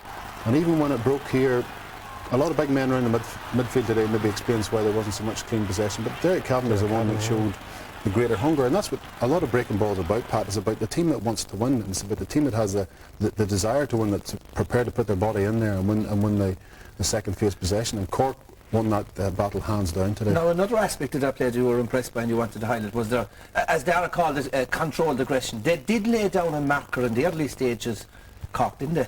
They did indeed, and I think that again boils down to how much they wanted to win this game today. And you'll never win a game of football unless you have a certain amount of desire and hunger and aggression. And Cork were, right from the outset today, they stamped their authority on the game. First time the ball went into the Meath backs, and it was Cork's forwards who chased and harried and got a hand in, and Pearson O'Neill coming in there and working it out. And then when the ball was on the ground, Graham Kennedy came in with a very strong tackle and really nothing really in the follow-up there. And this was happening time and time again and again. Nice ball to Stephen Bray. You'd expected him to have won that. Kennedy putting his body on the line to deny him clean possession. There was a bit of an incident with Graham Gerdy off the ball, but if you see here, it's Cork, to me, are the team that they're stamping their authority on this situation. And over the years, you have expected that type of incident and a wee bit of a flare-up to have benefited Meath. And this particular incident? This is when it goes beyond the bounds of what is allowed within the rules. And it's okay being aggressive, but it must be controlled and it must be towards the ball. When that happens, that is no place in Gaelic football. But it's a shame because Noel O'Leary had an absolutely outstanding game today. Darragh, can you see the CCC asking the referee to revisit this? Well, they do have the power to revisit it, and if Brian Crowe feels he dealt with it adequately there, fair enough, a yellow card, but there was a striking action and it did connect with his face. It will be revisited, I'm sure. Anthea or Tony, are we being unfair? And no, is this a case of the usual suspects? We do Graham Geraghty in Meath and we do Paul Gallivan in Kerry. Are we being unfair? Some of the time their actions do merit it, But Noel had one of the best games I've ever seen him play for Cork today. He was magnificent in everything he did, and I suppose, every team has one of these heart and soul type players. The supporters love him. Yes, they absolutely adore him. But there is sometimes where he does go over the edge, But he is a superb footballer. So he'll have an anxious couple of weeks to see whether he... Well, it's an All-Ireland final. To be a shame for him to miss an All-Ireland final, especially somebody like Noel who lives the game. Listen, Mary O'Sullivan from Cork sent in a text. He said, do Cork need James Masters back for the final? Will they win the final? Could they win the final without Masters? Cork, any team would love James Masters playing for him, but it's not possible, I think, because of his jaw's broken. The two lads inside today, both Dunica and Daniel, they did very, very well. They did well. Like any team would love James back, and it would be great if he was back. And if he was back to full fitness, should he get on the start? I think he would stay. I think he would start. We had this debate earlier on, He is a creative player. Look, he'd have to start. James would get on. Yeah. James would get on the Kerry team, Pat. He'd get on any team. He should be back, Tony. He's a special player. Broken jaw, 6 weeks, he should be okay.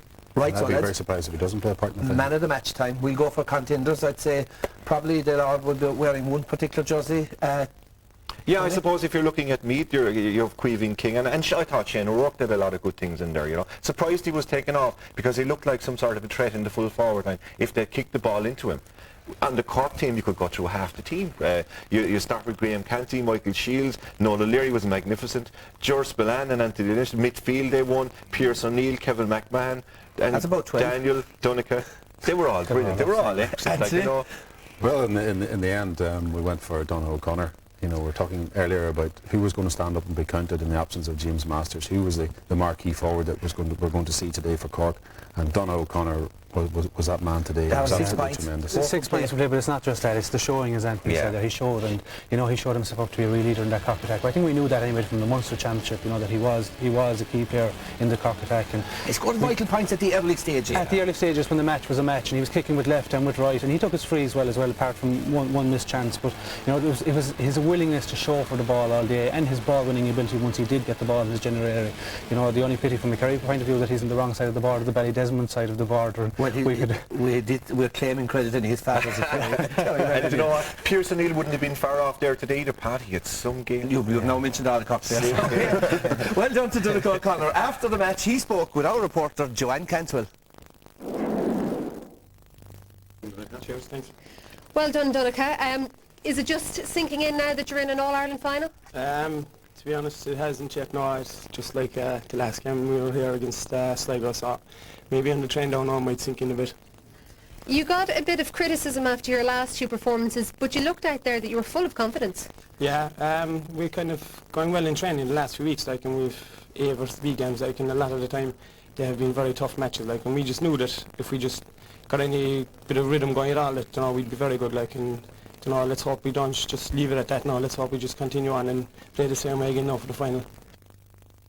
Next Bank of Ireland competition winner is Marie Walsh from Frankfield in Cork. Well done, Marie. She'll be getting 2 tickets to next Sunday's All-Ireland semi-final. So, something to look forward to there. Well, the All-Ireland minor football semi-final between Galway and Kerry proved a worthy curtain raiser to the main event. John Kinney reports.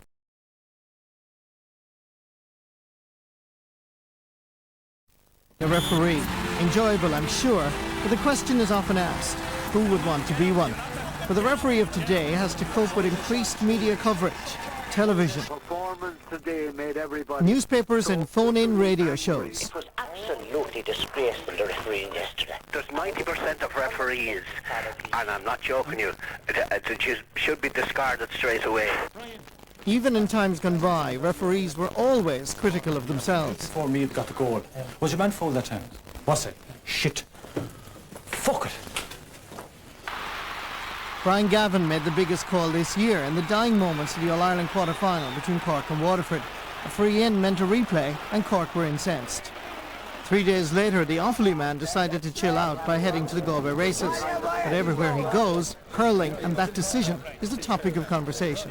The referees in the last couple of years are after coming out with fairly well, and in fairness to the media, like through television and radio, they have stuck up for referees a lot of the time, and every person knows how tough a job it is. Like players are training since November for a championship, and every team has to win an All-Ireland, or there's pressure on a manager or pressure on someone, and obviously it's revolving back to referees. But thankfully enough, I think in the